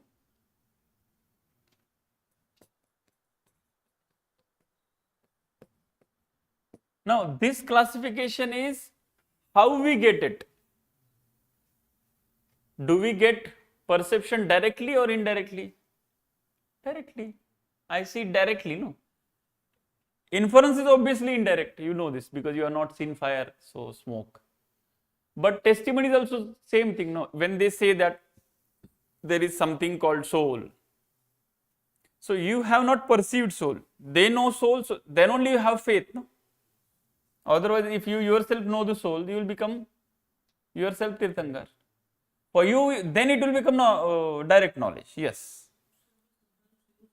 What must be faith and trust? Trust we don't use. Have you ever used trust in philosophy?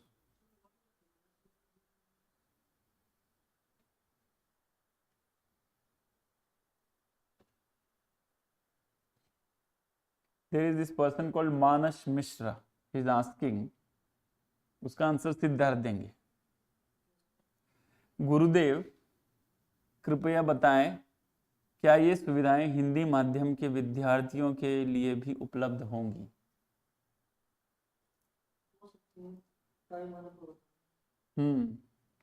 तो for है। Depends on the- हाँ, for now to say to commit anything if you are writing, अगर मानस जी अगर आप अभी लिखने का कुछ प्लान कर रहे हैं तो मुश्किल है बताना कि नेक्स्ट अटेम्प्ट के लिए हम आपको मदद कर पाएंगे, क्योंकि हम अंग्रेजी माध्यम में ही पढ़ाते हैं अभी के लिए तो, बट आगे का हो सकता है, लेकिन for you need to go for something else because obviously I can not commit something that I can not and he can not wait kind of thing. तो यहाँ पे यह लेक्चर जो है इंग्लिश में ही, अंग्रेजी में ही है, ठीक है. बट वैसे भी it's not that completely English for as far as understanding is concern. मैं बीच बीच में बोलता हूँ Hindi so that yeah okay 2024, but that's what I am saying. आप हिंदी में देना चाह रहे तो थोड़ा सा अलग उसका वो हो जाता है, but you can understand because I it's not that I completely go for English बीच बीच में for understanding sake, because for my job is to make you understand. Once you again go back and read the book, you will be like yes समझ में आ गया, because plan वही तो है. आज पढ़ा तो आज जाके पढ़ना भी है, जाके नोट्स तो मिल ही गए हैं सब आपको भी, ठीक है. ओके तो यही थोड़ा सा यही है आज के लिए, लास्ट खत्म करते हैं. ओके वेलकम मानस, ठीक है. Okay, so another thing is, yeah, so inference and testimony falls under indirect knowledge and perception is direct knowledge. So that is their classification of things. Now in perception there are two kinds of perception. One is ordinary perception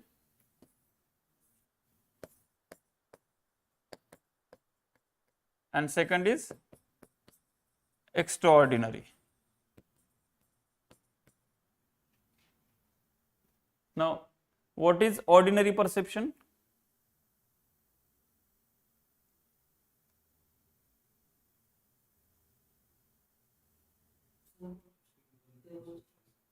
So the another word for this is vyavaharika.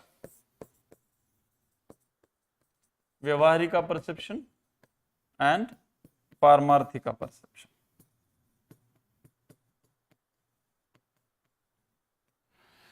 So who will have Paramarthika kind of perception? Tirthankars. And who will have ordinary perception? So this perception is through senses, right? Or mana. And this perception is, yes, this perception is by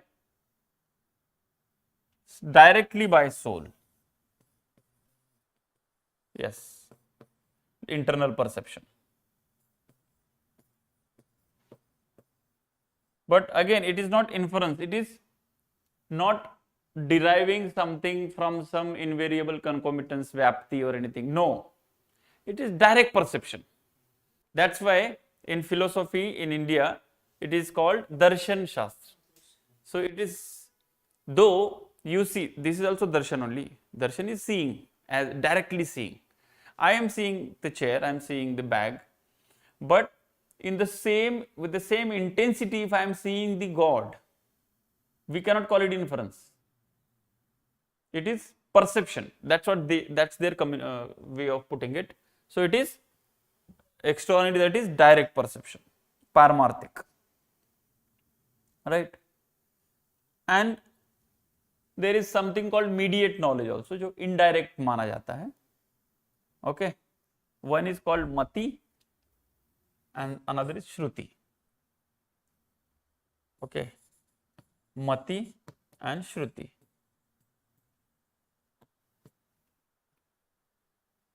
Now shruti, you know, shruti is testimony.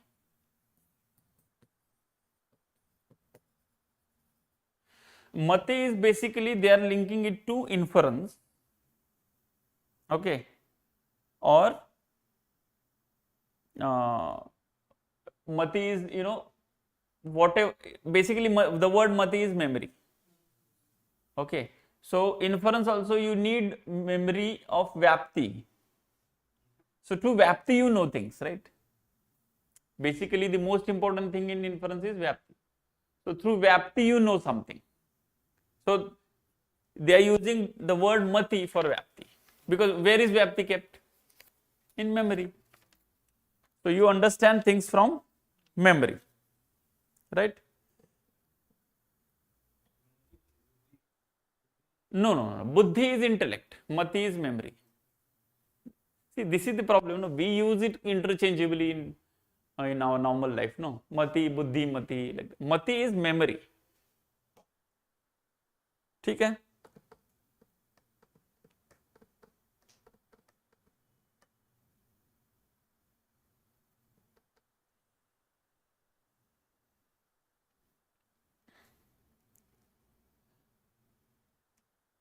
So they have this continuum of knowledge. You know what is continuum?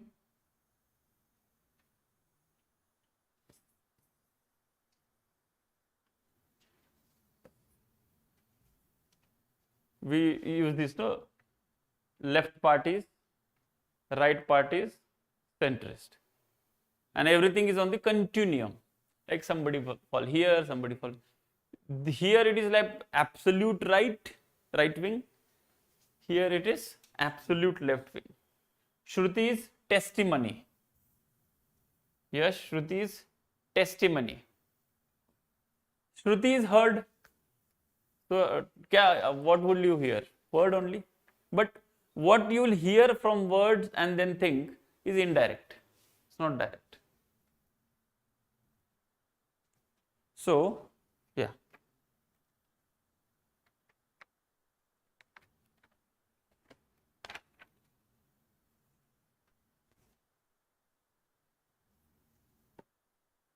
So, continuum, you know. So, most relative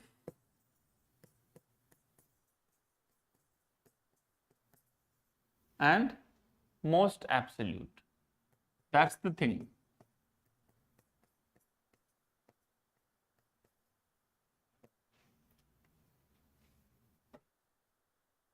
So, what would be the most absolute knowledge? And whatever Tirthankara's knowledge is called? Keval Gyan. Or Keval Gyan.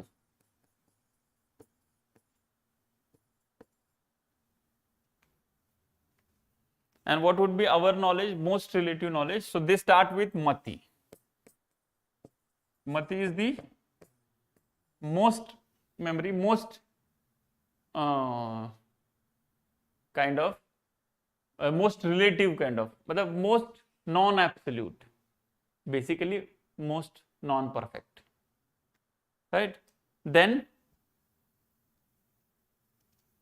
comes Shruta, basically Shruti, same, testimony. So it is still better. Now why better? Because absolute is better. knowledge has to be, okay. Then comes avadhi.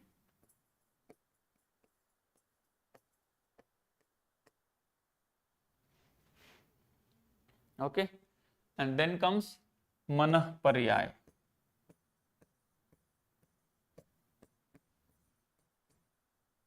They have just different classification.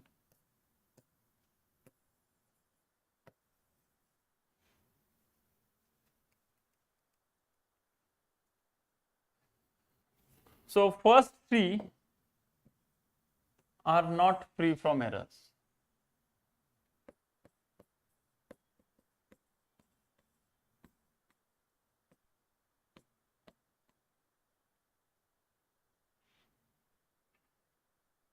And second two are completely free from errors.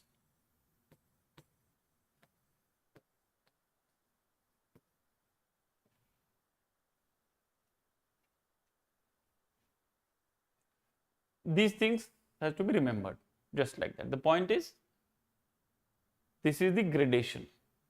If you draw the same diagram, would be the best. Okay, if you are not written, please draw this diagram because it's not there in the books also anywhere. So, this is the knowledge that you get from words. Avadhi. Okay, so see, basically the whole conception is that more closer you go, more liberated you will be. So this is the direction of liberation. Huh? Path. Oh yes, slowly you will. If you follow things, it will be like this.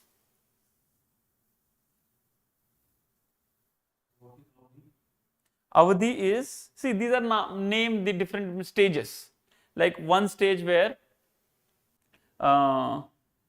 see, liberation may, whatever layers that you have, according to them, you have layers on the soul, which restricts your knowledge. So one layer if you remove, one stage you go. So one layer removes, what happens? Your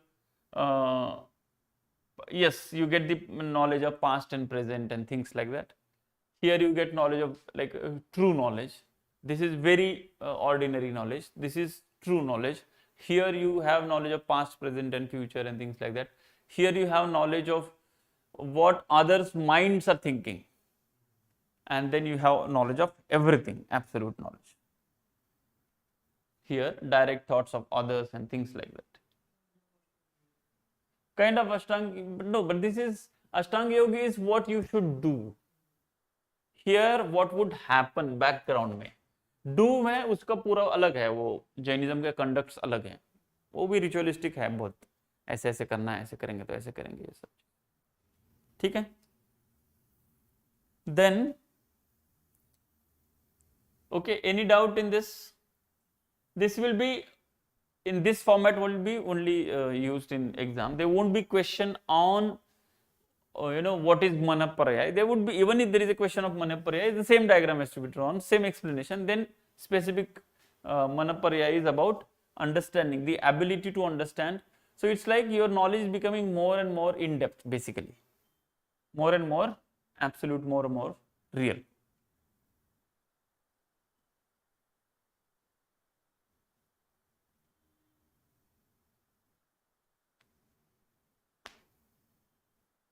Okay, there is one more thing, again similar thing जो थोड़ा याद रखने वाला चीज है.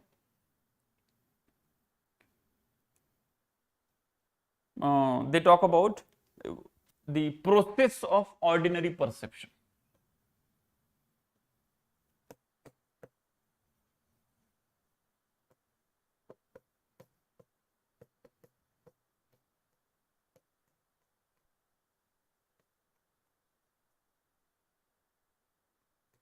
So they give this process with very difficult names for us from exam point of view.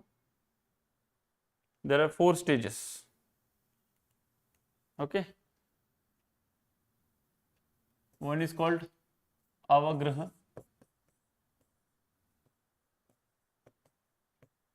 I'll explain it how. Second is called iha, IHA. Third is called avai. And fourth is called dharana.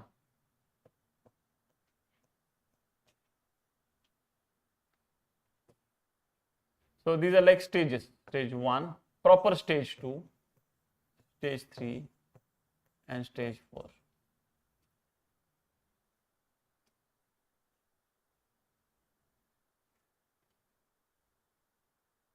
So the example is like this. What happens when you hear some noise from outside?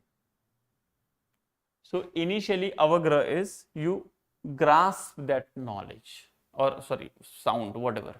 So this is like whatever sense organs will do.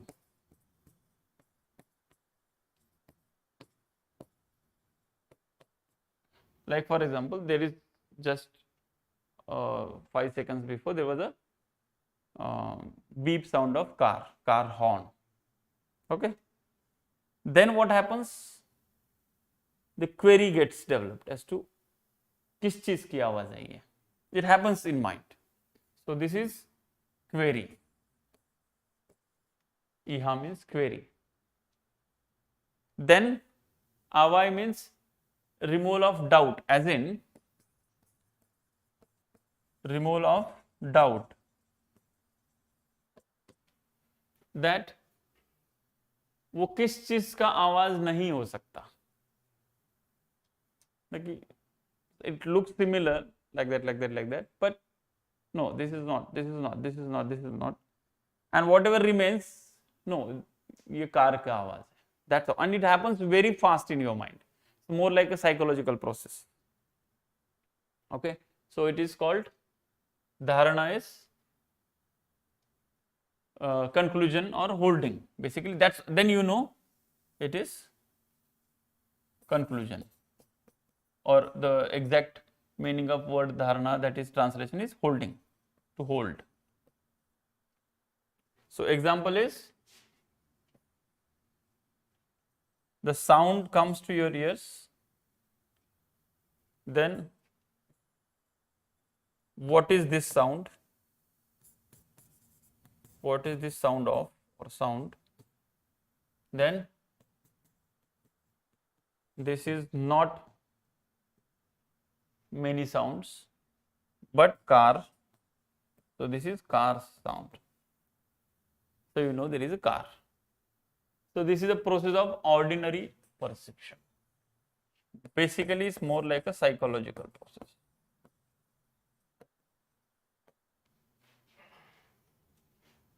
This is again, if they ask to explain, and if, like for example, the question is of 20 marks and you are asked to explain the process of perception, ordinary, extraordinary, both, then you need to explain this. Okay.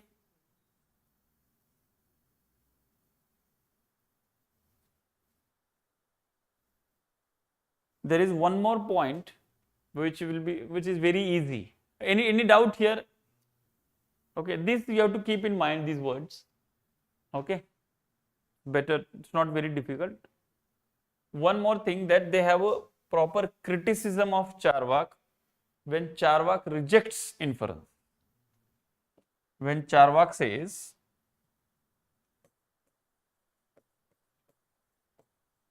what does Charvak say?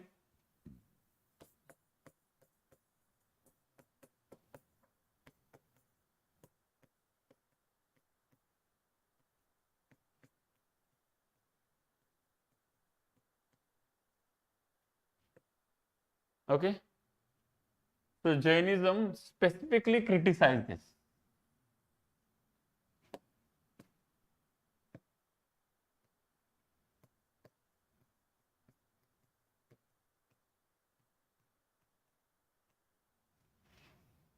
By Jainism.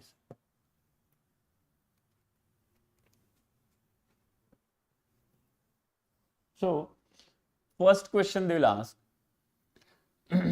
why is inference rejected by you?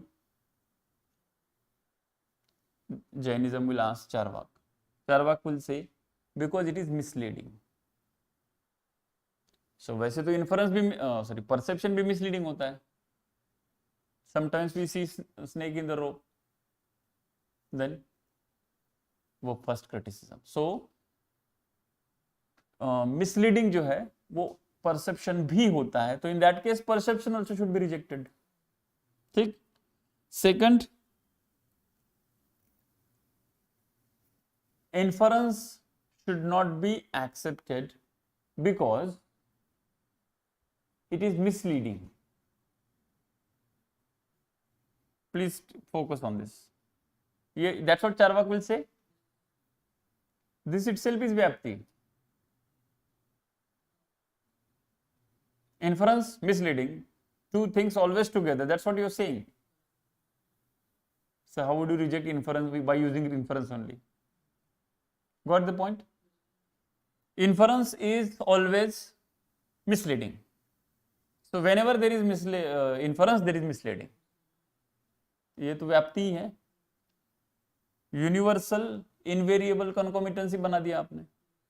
So it is always better to accept inference, because by rejecting inference on the basis of this itself accepting inference, right? Or there is another thing, perception never misleads.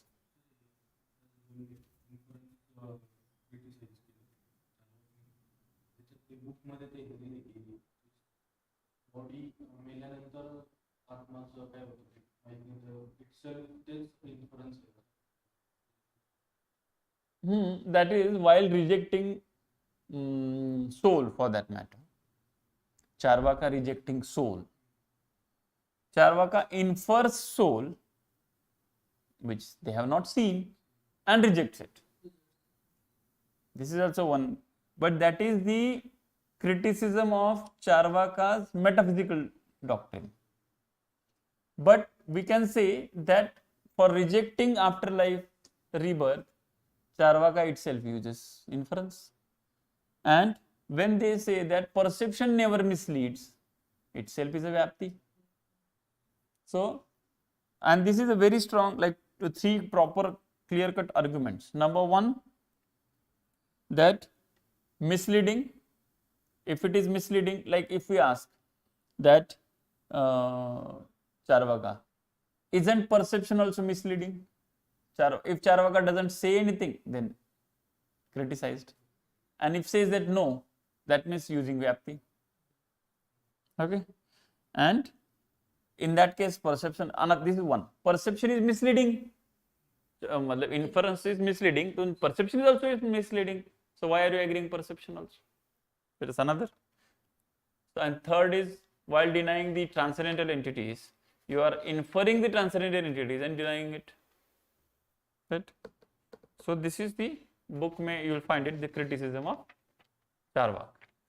Okay, that's all from my side today. Any question, please ask. Otherwise, we will meet tomorrow.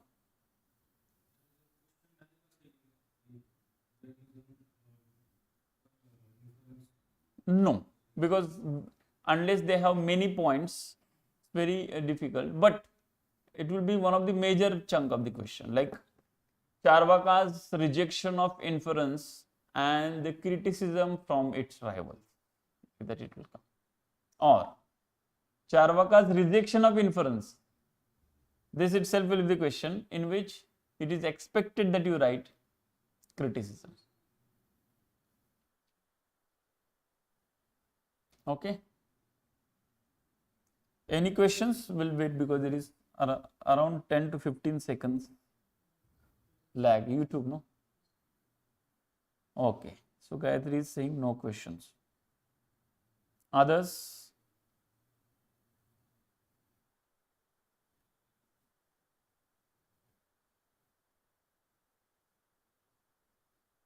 Okay. Shibani also, no question. Yash or others, do you have any question?